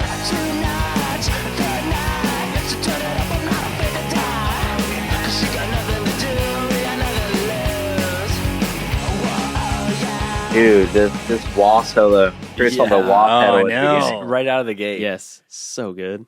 Well, I like it because you hear the vocal, the yeah, and it feels almost like an outtake or something. Like it could almost be like throwaway, and then like cut. Right, yeah. So it to me, I just love it because it feels like this immediate sort of juxtaposition between like. We don't really give a shit. We're just like punk rockers. And then like the most solid like music, it all just like comes in with the wah solo. Crashes and it's just in. like, yes, just an insane juxtaposition. So much swagger, it's so man. good. Yeah. This is on our current set list for our next show. This is song 2. It's changed the world, and then it's into this because this one just rips so hard. Just the song that has a title, "Turn It Up," as the second song just makes sense. Yeah, don't be afraid to die, man. Turn it up. I'm not afraid to die. Who did the lyrics for this one? Me, and I gotta know. It was like gibberish. Like we literally said, we're gonna write a song called "Turn It Up," and the lyrics are just gonna be gibberish. Like you're just gonna think of ridiculous things to say and turn that. Yeah, and I think in the original liner notes, we didn't even list the lyrics because we were like, people are just gonna think that like what the hell are they saying? Like, or sorry, Christian market, what the heck are they saying? Oh, it's fine. We get in so much trouble. We got that E-tag on our. Let's go. You're covered. But dude, I was listening to this and I noticed Apple Music has the lyrics, and I was looking at lyrics. I'm like, man, when you see these lyrics written out, kind of ridiculous. But I think that was the whole purpose. That like Dave even like it's just like a combo of me, John, Dave. I think wrote the song. I wrote the lyrics. Like I basically it's a stream of consciousness.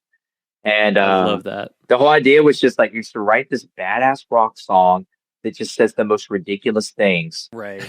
and the chorus is just going to be us going, "Whoa, yeah!" And then John came up with the preacher part in the middle, like, Yes. "On that day, we will join him." Like that's just John ad libbing.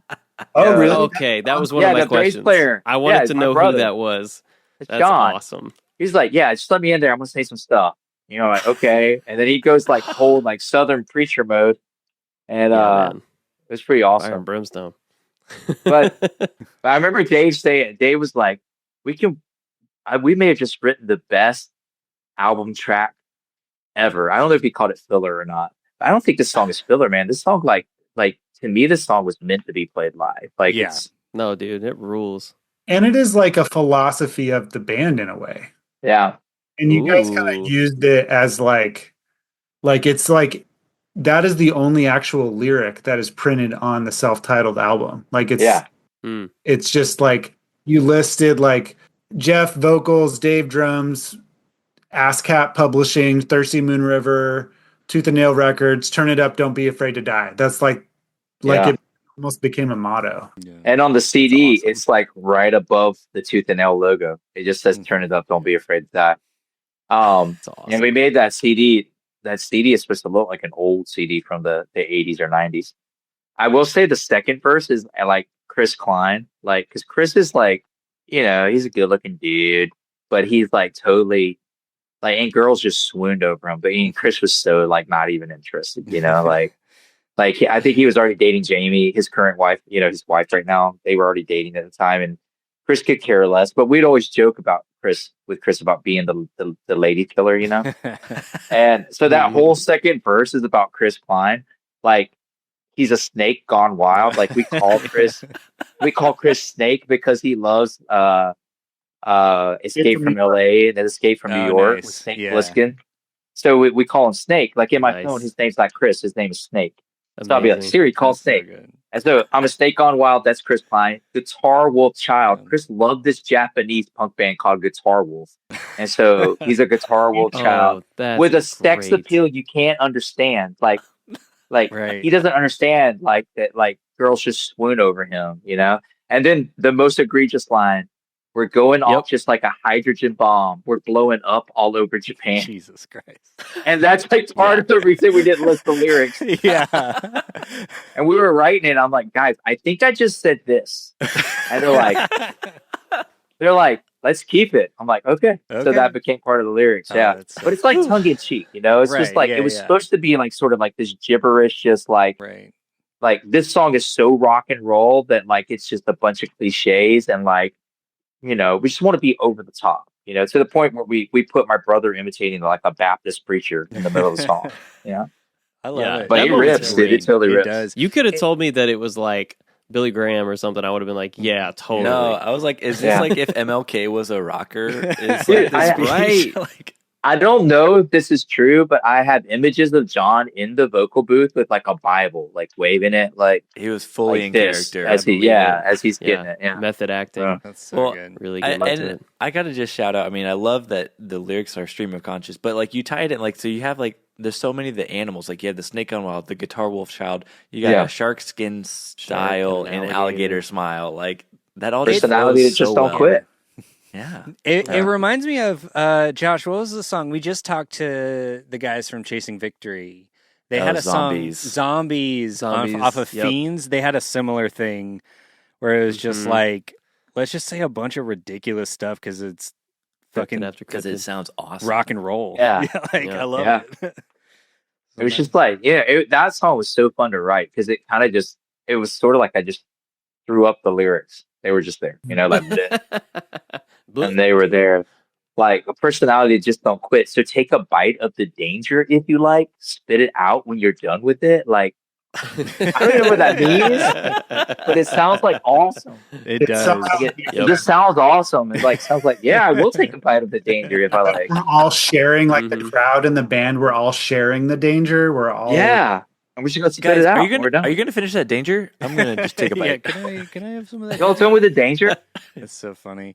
Well, if you have a problem with the lyrics of that song, don't come running to us about it. Ooh, Track number 9, nice don't segue. come running. Wait, what's wait, it? I'm sorry. I got to address something about Turn It Up before we move on. At 150, there is a weird whispering part. Oh yeah, that's me. Yeah, I was getting ready to do the whisper part, and I think John had already done the preacher part. So I was just in the booth, and they had it like really hot, like they had it really compressed and stuff. It was I was you just prepping. That's like, great. Like Voldemort. Checking the mic. That's great. Okay, I'm sorry. No, you're fine. Snake. That's awesome, dude. All right. Dude, I totally forgot about that part. Actually, Caleb, I'm glad you stopped the train because I also had to say the scream at the end of that, Jeff, is like it's giving like Helter Skelter or like Hey Jude scream vibes, and it is the best. Like, thank you. You crushed that ending vocal part. Sometimes these things just come out of you. I just did we have a modern band class. I teach at a visual and performing arts school. I teach Spanish, so I'm on the academic side. But the modern band, we have a modern band like class, and they do showcases, and they played at prom, and we did a Deftones song, and I never even listened to the Deftones, but they showed me this song, and there's a part where there's just a scream, and I did the scream, and the kids are like, "How do you do that?" I'm like, I don't know, man. You just do it. I was in a punk you just band do for a it. while, you know? Yeah. You just do that scream, and then hopefully you've sang everything you need to sing up to that point. Because after that scream, there's not you're much done. left. Yeah, Yeah, yeah. I do like that scream at the end, though. I agree. All right, guys. Track number 9, "Don't Come Running."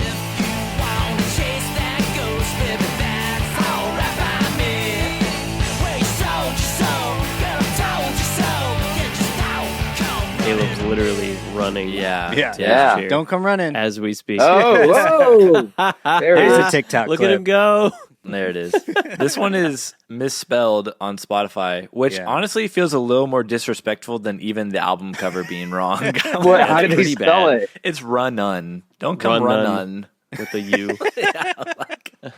They were too lazy to get a different vowel in that word. I know. They were like, it didn't even use pass the spell U. check, and they're like, it's fine. We'll do it. Yeah, it's good. Acceptable spelling. Yeah. Yeah. This is not one of my favorites. Oh, this is my favorite song. Is it really? Oh, that's awesome. Let's go. It's so good. Yeah. All right, defend yourself, Josh. Yeah, defend yourself. Yeah, Josh. I mean, it's so fun. We're getting some more Stones influence. We're lot not of Stones fully there yet, though. Yeah, we're not fully there yet on the Stones. But I just think it's really good. I mean, the whole album, the BGVs and the alt vocals have been like a huge highlight, and I feel like they're definitely highlighted on this song, especially with like in the pre-chorus. Like, I love a good pre-chorus. But then just like having like the back and forth vocals trading off, and it's just a really that's very Stones. Yeah, that part. I think especially that pre-chorus part. I do like the line, "If you want to chase that ghost, that's all right by me." I think that might have been a lyric. That might have been an Adam lyric that he offered up. I'm like, oh, I like that. Yeah, we'll use that. Good. But yeah, I guess to me, I just hear this, and I guess sometimes when we do the more like Stonesy kind of like bluesy, I guess like there's a little bit of blues element to this. I prefer just more like the Adolescent Night, turn it up sort of stuff, like riff rock or punk rock. But I do. Now that you mention it, I really do like the interchangeable vocal parts on this song. Oh, between the backups and the main vocal. Chris Klein solo. Oh, good. You can't stop him. That he probably second guessed like 80 times. And we're like, it's perfect. It sounds as if. Wait, hold on, Caleb. Do you have anything else about this song?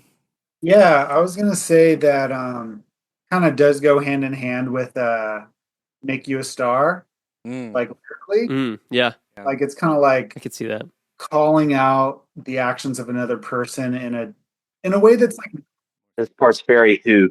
This is also a little Born to Be Wild. Yeah. Yeah. Yes, but definitely a lot of Who. Some pretty sweet bass. Sorry, Kip. Like "Make You a Star" is about like a man, and this is like about a woman. So I feel like they're like different sides of the same coin almost. That's cool. I like that take. Yeah. And like the aftermath of after they burned all their bridges. Yeah. Yeah. It's a bit of a rocker though. Maybe I do like the song. I think you It's do. pretty good. It's controversial take. Ooh, Josh It's is a good Josh is song. winning me over, Yeah. man. Yeah. Josh, you're Yeah. winning me over. Convincing you on your own music. He may not be changing the world, but he's changing Jeff's mind about his own stuff. There you Well go. done, One sir. person's mind. Jeff, this is actually a fun song to rung to because it's like the BPMs are kind of high, but not like too high. Nice. It says, Caleb, to not come running though. So Right. that's Yeah. the You're last not thing you should following the do to this instructions song. very well. He doesn't come running, he goes running. But he goes running. Ah, Yeah, there it there is. you go. Okay. Goes. Yeah. That's important. Alternate You can go title. running. Don't come Don't running. come running. Go running. You got to walk back because you're so tired. Let's just keep podcasting like there's no tomorrow. Oh, Hey. With track number 10, No Tomorrow.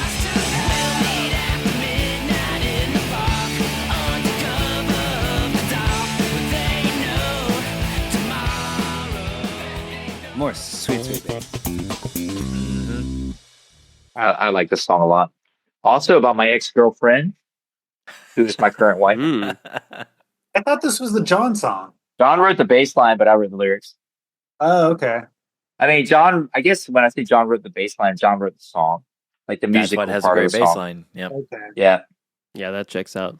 I wrote, and Dave, I think, came up with that part, like, listen to me, girl, I gotta tell me that I'm not alone. Dave came up with that melody, Oh, cool. but I wrote the lyrics, and I was, the chorus and the verse were my melodies, and then that, listen to me, girl, you gotta, that part was Dave. Because remember, he brought a lyric, and I was like, I don't really like the lyric, but I like the delivery. So let's take the delivery and put the lyric to it. And again, the BGVs are great. The no Yeah. one has to know. And like, Yeah. there ain't no tomorrow. Those are strong, like, Yeah. supporting vocal parts. This Super song's still hooky. in the live rotation. This one and Atlas at Night, we typically play back to back live. Nice. That's a good combo. Yeah. It is a Yeah, good it is. combo. Similar theme. And when we play it live now, John, Mhm. like we let that beginning bass lick just go. Like dun, dun, dun, dun, dun, dun, Yeah. dun, dun. Oh, I yeah. love Yeah. that. And I do like a little talking part where like I talk about the front Sweet. coming in and how the weather's changing, and then we do this whole like, I don't know. It's really cool though. We just kind of let John groove on that for a while, Nice. and I do a little talking thing over the top before we kick into the song. But yeah, that song rips, man. I like a lot. That I do like also like listen to me, girl. You gotta tell me that I'm not alone. Always reminds me of the Scooby Doo theme song. Oh, yeah. I don't. Does Oh, anyone else yeah. get You're gonna that? find yourself a Scooby Uh-huh. snack. You're gonna find yourself a Scooby snack. That's a fact. Yeah. Yeah. Yeah. I totally hear it now that you've said little it. wink I and a won't be able nod. to hear that Yeah. Yeah. same way. Hopefully, it didn't Ever. ruin it for you. No, it made No, it better. yeah, if it- anything. Hey, let's go. Always. Lyrically, this song is like very sexy. Like, Yeah. Oh yeah. Yeah, I actually, Caleb, I thought about that because we'll be playing this May 23rd. I'm like, how many of my students are going to be in the crowd? And like, my car's outside. It's running if you're ready to go. But I'm like, it's written about my wife, like us, like hanging out when we were younger, and there's this park we would always go to. Actually, the park we got engaged in. So yeah, it's more of a nod to that. It's like it's more in the line of like the adolescent night. Like Right. when we were young and sneaking In out. context, it's Yeah. wholesome.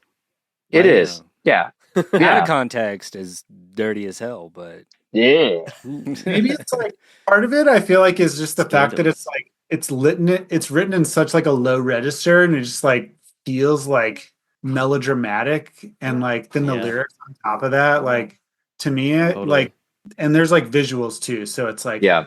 my car's outside, I left it running. If you're willing to go, like I'm picturing like the cover of a romance novel where like a dude is sitting Mhm. staying with like a cigarette like hanging out of the side, and just like, Some wind blowing through his hair. yeah, exactly. yeah, There's definitely some imagery here that is painted in the lyrics. Yeah. Mhm. I think that the lyrics to this one, and because we would go to the studio, well, I would at least go to the studio without all the lyrics written. And so sometimes you're kind of like, as the singer, you're still, especially if you're writing the lyrics, you're still working on all that while they're recording bass and drums, and the parts of the song are written, and you've been singing dummy vocals over the top of it, and so now you're trying to take real words and put it to the melody of those dummy vocals. And I think a lot of this album was recorded in September going into October, in Arkansas, Little Rock, Arkansas at the time. The weather was starting to change. It was starting to get into that fall feeling weather. I love being outside, man. Like I either walk or run every day. And I'm a night walker night walker. I'm a night walker / runner. I don't really get to get out in the day because I'm in school, and I prefer to walk or run at night.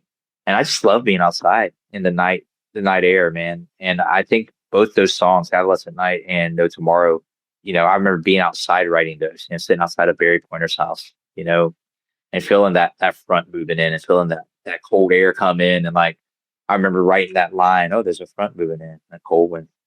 And I was like, "Oh, okay." And then that takes me back, I like songs that kind of like take me to like a specific headspace, right. And so I kind of try to write like that. Like, you're sort of longing. It's like a longing, a pining for the past, or a pining for, a feeling, a fleeting feeling, because love is much more than a feeling, but especially young love starts with that, like, there is no tomorrow. We got to make the most of the night, or there is, we got to hold on to this moment, hold on, don't let go of this adolescent night. Right. Yeah. So kind of, even as a 26-year-old guy that had been married for probably like 4 years at that time, 4 to 5 years, just thinking back on that original time my wife and I first started hanging out. Yeah. Tapping back into that. That's great. I have nothing clever. Track 11, Crystal Coastline. Yeah. Let's talk about that. Hurts when I can't see your face or call you on the phone. It's an Adam song. It is an Adam song. You mean it's not an Elliott Smith song? Beginning to Thank you, Kylan. Thank you. Wow, now that you mention it. Somebody needed to say it. Adam may have been listening to Elliott Smith at the time. Uh-huh. Yeah, it's a good little respite, I think. It's catchy. Yeah, absolutely. We've never ever played it live, I don't believe. I could be mistaken. But it's like a nice little respite, kind of. I think so, especially to, like, at this point in inhale. the record. Like, yeah. Yeah. On that electric guitar, like, it makes it feel so beachy, which puts you on a crystal coastline. Like, it's very different from what y'all have done, and it definitely places you, which is really cool. I don't even know what that means. Like a crystal coastline. I guess like you look out the water and it's sparkling like a crystal, maybe. You would to me, this song is all about the outro. The outro of the song is also the "Stay with Me," this one last time. That part's awesome. But this is an Adam melody. Like I hear Adam singing it when I hear it. Who played steel guitar on this? I'm pretty sure Chris did. I could be mistaken. Maybe it was Barry. I don't know. I'll have to ask the guys. But Chris pretty much plays everything. Yeah. So I'm kind of thinking it's him. Rad. It's gorgeous. Yeah. I also think of it as like I'm probably projecting a little bit here, but I think of it almost as like a spiritual predecessor to The Missing Wife, Showbread song on No Sir Nihilism. That also has like similar kind of ocean vibes, and it feels very despondent. It feels very like solitary. Like I think it's just Josh and like a ukulele or something. This seems to almost like evoke a lot of the same feelings and same imagery. Yeah. At least for me, they hang out in the same sonic space, and so I wonder if he was listening to this and he was like, you know what? He put on some Elliott Smith and then he put this on and he was like, hold my beer, I got it. Yeah, it was a lot of fun to record because again the mic was really hot. And I was just sitting in this little vocal booth and you could hear this, like, what's that thing called? SMAR or whatever. ASMR. Yeah. Yeah, ASMR. Yeah, it was like that. You could hear every. Yeah, sitting in there. So intimate. Yeah. TJ, I like that Showbread comp because I feel like with both of those records, the Showbread record I'm talking about is No Sir Nihilism is Not Practical. One minimalistic song in a song of really, full rock songs. Yeah. Disparate, crazy, and chaotic. You get rock one and roll. minimalistic kind of track. The back half of the record. I love that. I think that's a big part of it too. Is how it sits in the record, how they each sit in the records that they're in. Mm-hmm. It's pretty rad. But this song is awesome. I honestly almost picked it as my favorite because it is an outlier, but it's a strong outlier to me. And I do love your vocal performance. I love that intimacy that you're talking about in the vocal booth. I think to me, it disproves what you said earlier about not being a good vocalist or whatever your words were. You're an incredible vocalist, Jeff. So wow, thank you. This song is proof of that to me. I think it's killer. Good song. Hot take. Good song. Contentious opinion. Good song. Hot take. This concludes the gassing up the artist section. Or does it? Or does it? True. Find out. All right, track number 12, Wasted, parentheses, with you.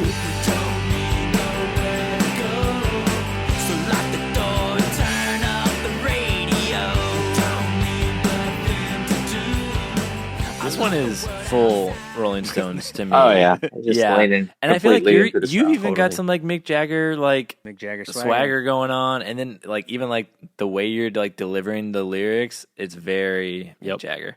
Which how can you not love it? Even the all right. Yep. Yeah. To get us into the But song. I Very love Jagger. it because it's like almost the end of the record. Like I feel like if this was higher up in the track list, I think it would feel a little more out of place. Like like this, Agreed, to go back to almost like the show comparison. Like this almost feels it's like late in the show. late in the show. You've loosened up. Everyone's kind of tired, maybe a little bit drunk, and you just kind of jam for a little bit. Yeah. And like that's the vibe I get on this song, which I love it here. This to me is the That's most cool. Rolling Stones of any of the songs. Totally. Yes. The cowbell's great. The cowbell, yes. Yeah. The only song on the record with a cowbell. Leftover from Yep. Bombs. There had to be some holdover. Thanks to Bombs Over Broadway, we always have to have a cowbell at every concert we play now. There you Gotta go. have it in there. Gotta have more cowbell, man. Jeff, do you remember when you guys were practicing in Orlando and the cowbell was like sticking out at you and you kept laughing at it? No? No? Did that really happen? Yeah. Is it sticking at me? Yeah. It was like pointing right at you and you kept like making a joke about it. Freaking cowbell, bro. Freaking cow. That's funny. Dude, like Justin will buy cowbells just so he can sell them at the show. Like he'll buy it for the show, he'll play the show, and then he'll hawk it at the table. Like, Awesome. I'm selling the cowbell. I respect that so Come much. get the Oh, squad that's funny. cowbell. So he'll buy a cowbell, and then sometimes he's like, "Hey, you guys want to sign this?" And he'll sign it, It's and a then s- he'll sell the cowbell and keep the money from the cowbell. It's a self-sustaining bit. What's It not to is. love? That's amazing. That sounds Yeah, we're borrowing the drum set of the opening band at the premiere coming up, Nice. and their drummer uses a double bass, Oh yeah. Nice. and he's like, "Will your drummer use it?" I'm like, "He would rather die than use it." Like, he's Justin's so committed to like, because Justin loved pop punk, man. Like his favorite band's MXPX, and so he's all about that punk All rock about beat. But economy. you got to do it with one foot, bro. You got to rock that foot across the pedal. That's right. And I go, but he is bringing a Make it work. cowbell, and their drummer's like, "Can I use the cowbell?" I'm like, if you're nice to him, he might let you buy use it the cowbell. afterwards. Yeah. If there's a Wait, cowbell, every drummer, if there's a cowbell available, will You have to. 100% use it, even It's if it's so not good. practical. No, sir, cowbells are not practical, but they are fun. Somewhere in the song, you can find room for the cowbell. Man. Yeah, There's always room exactly. for a cowbell. It's Exactly. true. Yeah. Is this Agreed. this solo another time whenever Chris did two different solos and then you I'm mashed them sure. together? Because it switches Yeah. to slide guitar right in the middle of it, and that was I was like, going to ask about how that. am I going to do I was like, this he's not on live? slide at the beginning. yeah. How did that happen? No, yeah, it was probably Sneak a aside. combo. Yeah, dude, I just remember because I'd never recorded with Chris before. He joined the band, after Bombs, and he toured with us several times, before we even went to go to this album. But I'd never been in the studio with him. And live, it's just like he would just play these amazing licks. But Chris is always, he's always thinking like there's something better. Like I said before, there's something better. And so it's just so hard to get him to settle on something like that. Like just settle on like this is it. This one's This good. is the thing. This one's good. Yeah. And I remember him like being offended. He's like, it's not something I played all at once. Like, but that's fine because when I sing, it's not something I sang all at once. Right. Like we'll do a verse and then we'll double the verse and then we'll go to the next verse and we'll double the next. But it's okay. It's okay to comp. It's still you playing. Totally. We're just taking the best of the best and comping it. Yeah, you're building something. Exactly. You can do it live. Just switch the slide halfway through. It'll be fine. Yeah. Exactly. Yeah. Best of luck. Yeah. Good luck doing that. Yeah. That's all swaggers, man. Yeah. It does. Gentlemen, True, man. it comes down to this. We are here on the last track. Let's Track go. number 13, Get Away.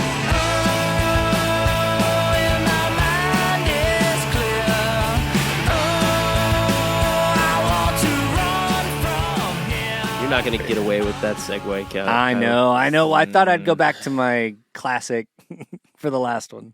All 5 of you guys have a writing credit on this one. That's cool. Yeah. I think this originated with Dave, though. Dave brought this, and then we all kind of sort of took it and morphed it. That's cool. But yeah, definitely a Dave. Dave came with it originally, the main parts of it at least. And we used to close with this like before the encore. Oh, cool. This would be the song at Cornerstone that I would jump off the lights to or something. Like when everyone hits Nice. that oh, Yeah. I get them to that's all do right. the oh. great, yeah. And as soon as they did the oh, I'd Yeah. come flying off the stage or off the lights. Or Yeah, that's right. This is a great song. This is the upper echelon squad song to me. Upper echelon. Yeah. Yeah, it's good. I like the melody. Yeah, it's just up there for me. It's up there with like Change the World. I hope you play this. Oh, it's not in the set list, but it is good. Boo. They got away Sorry. from playing it live, Caleb. It's really hard for me to sing live. There's a lot of sustained notes in it, like Yeah, that one. No. Yeah. I can And see that especially if being you're singing at athletic. the end of the night, At the end, yeah, for sure. Totally. you're gassed. This Yeah. part's awesome. Yeah. Yes, I was gonna say this little like drum bass moment, and then it goes into like the disco beat kind of thing. Yeah, it's fresh. Yeah. And there's that refrain that you're not near thing. Like it feels almost like Jimmy Eat World or something. Okay, this Oh. is one of my favorite parts, which is probably maybe that's That why. makes sense. But yeah, That's right. like Yeah. this part is so cool. The quiet, kind of tender moment. Yes. This Before you is the bring it part back where I up would again? jump. I'm off the Mhm. lights. Yeah. Oh, that's great. It's a good closing track. Yeah, it is. Yeah, that's killer. Very epic. Good sequencing all the way through. Honestly, Yeah, yeah, I I don't think really have so. any sequencing notes on this record, Yeah. and not just because Jeff's here. Uh-huh. You can tell me later. Yeah, And we get a little bit of a return from the drum machine too. Yeah, at later the on, end, right? which is a really cool way to close the song and the whole record. Yeah. Get that kind of post rock guitar. This does weirdly rad. feel like what you guys do a lot, where you like bring the people on stage, like you guys kind of call it the All-Star Jam, Yeah. where like members of the Kick are like up there and you guys are kind of just jamming out. Like it kind of feels like that. I don't know if you intentionally did that, but it kind of just clicked to me. Yeah, I think, like I said, every time we put together an album, we're thinking of how a show would open and how a show would close. And for the self-titled era of touring, we open with Change and we close with this. And then we come out and do the encore or whatever afterwards. But yeah, it is a really good closing track. And and as I remember it, it was Dave. It's a Dave sort of like idea that he brought, and then all of us kind of contributed to fleshing it out. That's cool. Yeah. Strong way to close. Everybody Agreed. It is. got to have their fingerprints on We it. did it. So when we don't have guests on, this is usually the part of the show where we give our final flop or bop verdicts on the album. Ooh. But we're not going to do that here because we don't want to embarrass Josh in front of you, Jeff, for not Oh, liking this no. record. No, I'm just kidding. It's okay, Josh. So what I want to do is since TJ and Wait, Caleb- have there been flops in the past? I need to go back and listen to the archives. of on our show? Yeah. Oh, yeah. Oh That's yeah. a flop. Dude, bountiful. Yes, bountiful flops. Nice. Bountiful No, flops. people Oh are my gosh. still mad at me for flopping 2 jars of Clay records. Ooh, So Wait, harsh. just you, Kylan? They're only mad at you? No, Well, they're mad at all of us. I know. Yeah, they're mad at everyone because of Yeah. me. Sycophants. Yeah. Fair enough. Yep. Well, I'm just gonna go ahead and put it Sycophants, out man. there. I know we're not doing it. It's a bop. Yeah, Of all the Squad albums, is the bop for me. for sure. I mean, I'll go ahead and just like totally push back on Kylan's premise. I'm also gonna say fully it is a hard bop. Hard bop. Yeah. Hard bop. Caleb. Yeah. For me, hey, you Caleb. know what? For me, we've just recently introduced this into the show. This is another lawn bop for me. There Oh, you yeah, go. let's go. It's good. I mowed the yard and Oh, popped yeah, this let's on, go. and hell That's yeah. high praise. Yeah, Yeah. if I listen to something mowing the yard, it's record. It's Yeah. in the rotation. Yeah, certified You're lawn like The Yeah, bop. you get it, yard, Jeff. and the next thing you know, you were jumping Yo. off a light, and you're like, "How did I even get I was here?" like, Lawn bop. What, is this Jumping Jumping Cornerstone? into the bushes. Is this cornerstone? He just ended up in Illinois. I like it. In 2012. Jeff, do you remember that clip of you playing Getaway, and when you got to the end, you made everyone throw like bales of hay in the air? Yeah. That was at Purple Door. That was awesome. That's how you end Oh, it. nice. You Yeah, mow the lawn and incredible. then you just throw it. That's so Throw it right. all up in the air. It's A great. lawn bop. I'm There's gonna start allergies using that be line. damned. Precedent. Yeah. Yeah, certified lawn bop. Lawn bopping. So what I wanted to do before I was so rudely interrupted was broke I the have show to say, again. I'm the only one that didn't say it was a bop, and people are going to think. Yeah, from your oh joke yeah, earlier that's Yeah, true, Josh. Josh. you're Yeah, not gonna yeah, bop because it, I so did will make that mission. joke, I know. and I then will just put on record that this is a bop. that's fair. So that's good. Yes. That's fair. Yeah. It's good to go on record. Well, what I wanted to do, I wanted specifically to talk to Josh. I love you. I don't really care what you think. I know it's a wish list record for TJ. So I want to ask TJ, Caleb, and then Jeff, kind of what are your feelings on this record now? Like, so far removed from when it came out, when you first heard it. What's your relationship with it now? I'll kick it off. I love this record, and it was so good to dive back into it and live with it for a while, knowing that I was going to get to talk to both of you guys, Caleb, who I know you're super passionate about Squad, and Jeff. I mean, it's really like honestly super exciting and like humbling to get to talk to you about it. But man, like it still hits. Like I've said over the course of this track list on this episode, like there's so many moments on these songs that hit in one way when I heard them the first time, driving around or riding around in my friend's car as a sophomore in high school, probably. They hit in one way, and then now, like in my late 30s, they're hitting on an entirely new level because I think y'all just made an incredible record with a lot of really resonant themes and killer performances. And it does kind of all tie back to what we've touched on, what you mentioned, Jeff, about the core spirit of the band being about kind of connection and really feeling that closeness with the community of your fans and fellow bands and all this stuff. I felt that the first time I heard this music, and I didn't know any of you guys, and I feel it even more now. So it really holds up, man, and it's just touching that you guys would come on and chat with us about it. I got a question for you though, Jeff, specifically. Maybe you can touch on in your answer to Kylan's other question. How do these lyrics sit with you?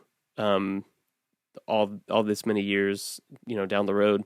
I know for me, like I said, it's pretty impactful still, but in a new way. And I wonder if there's anything that kind of stands out to you that really hits differently, or something that kind of resonates with you in a different way. Or you can just be like, "Nah, man, they're the same bangers they were when I wrote them." But yeah, no, that's what I'd have to say about it. But And yeah, this I'll kick it concludes to you. the gassing up the guest section. No. Maybe. Needle just hit full. Yeah. Yeah.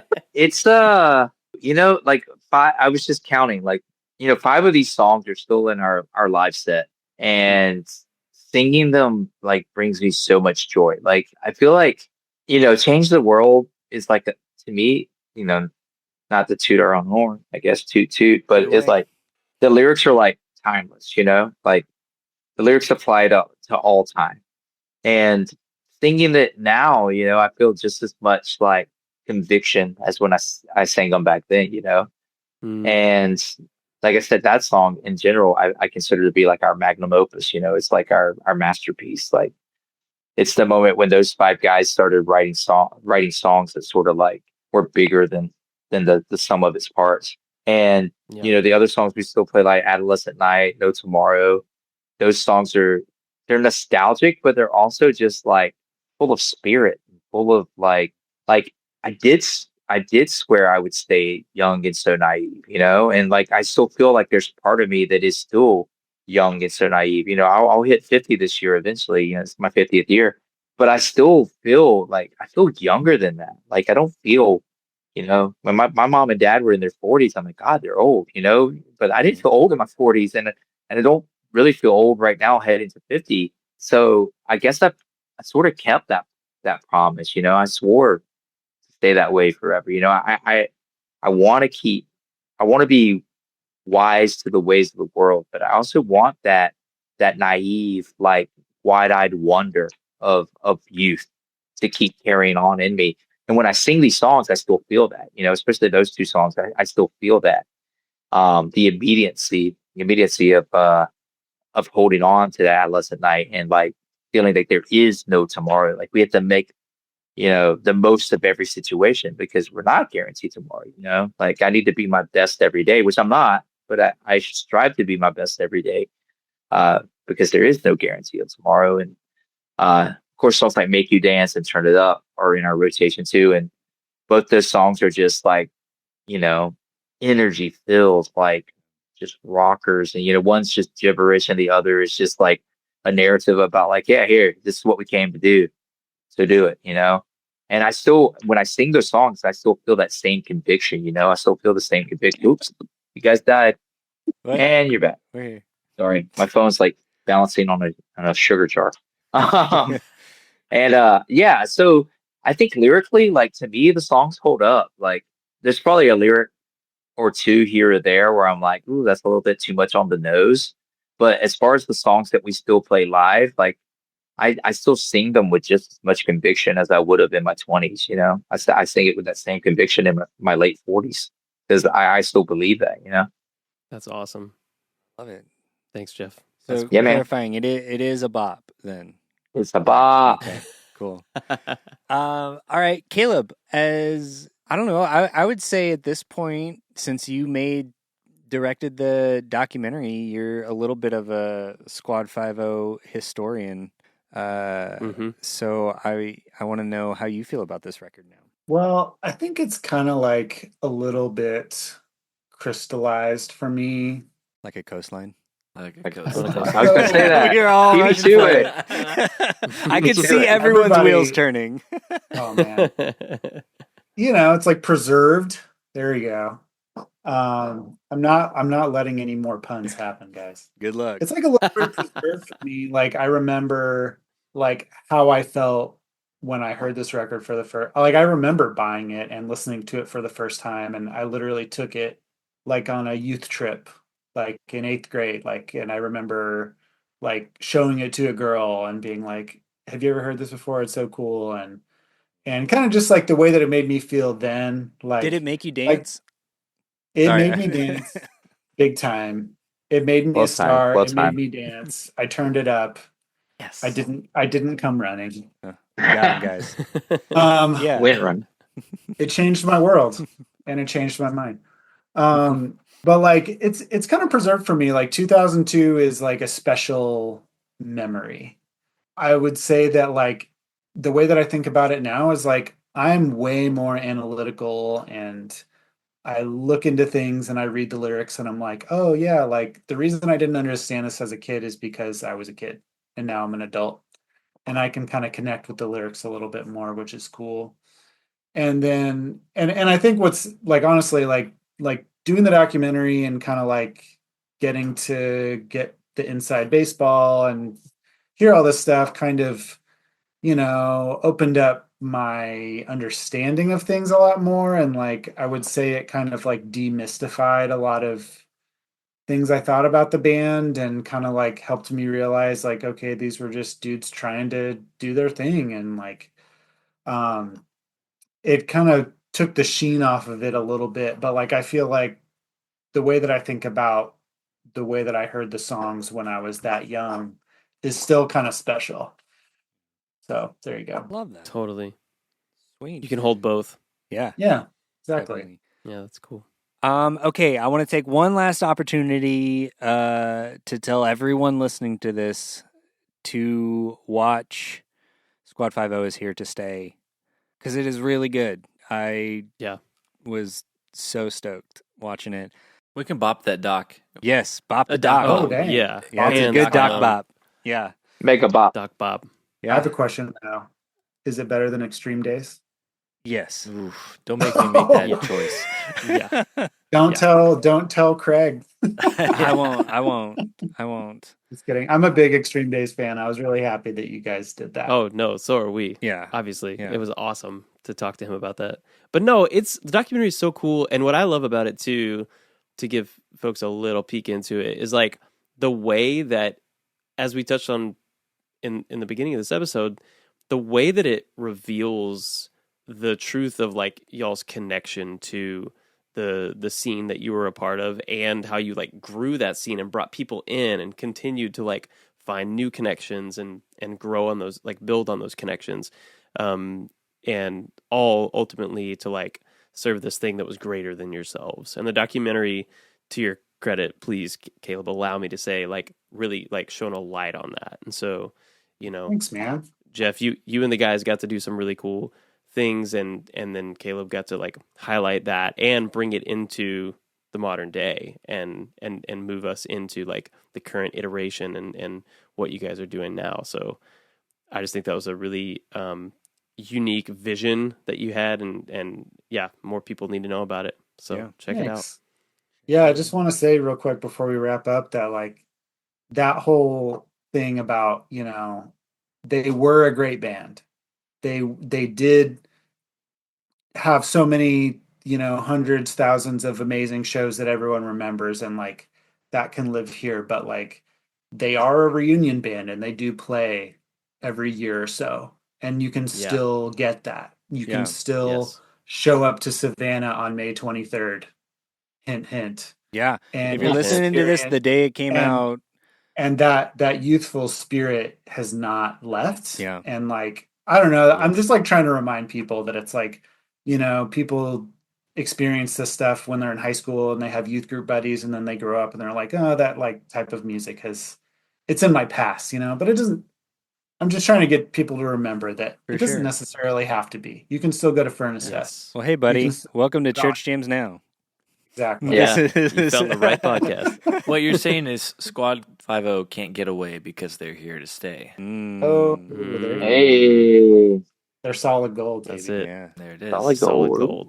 Solid gold. All right. Well, is there anything else you guys want to? Any social media or anything you want people to follow you on? Anything else you want to plug real quick besides the show and the movie?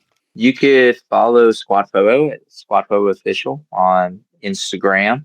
We're not on the Facebook one anymore, so don't try to follow that one. We don't mess with we don't mess with the Facebook as far as the band goes. But also, if you want to follow me, I'm at L_Jefe_Ray, EL_JEFE_REY. That's my Instagram page. Feel free to give me a follow. I post all kind of stuff about the band and my adventures and education and my travels and things like that. So love to have a follow. I follow back, and good way to keep up with info on the band and shows and screenings and all kind of stuff. I try to make my online presence a very positive experience for people, and dare I say, interesting and fun experience as well. But yeah.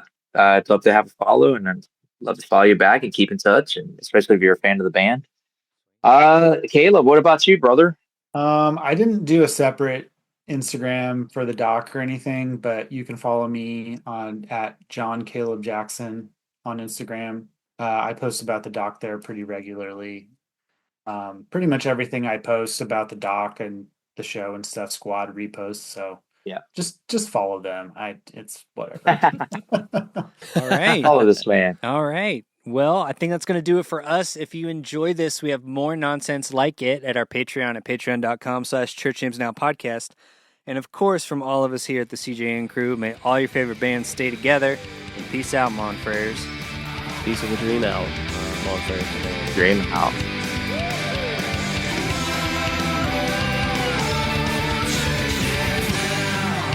Church Jams.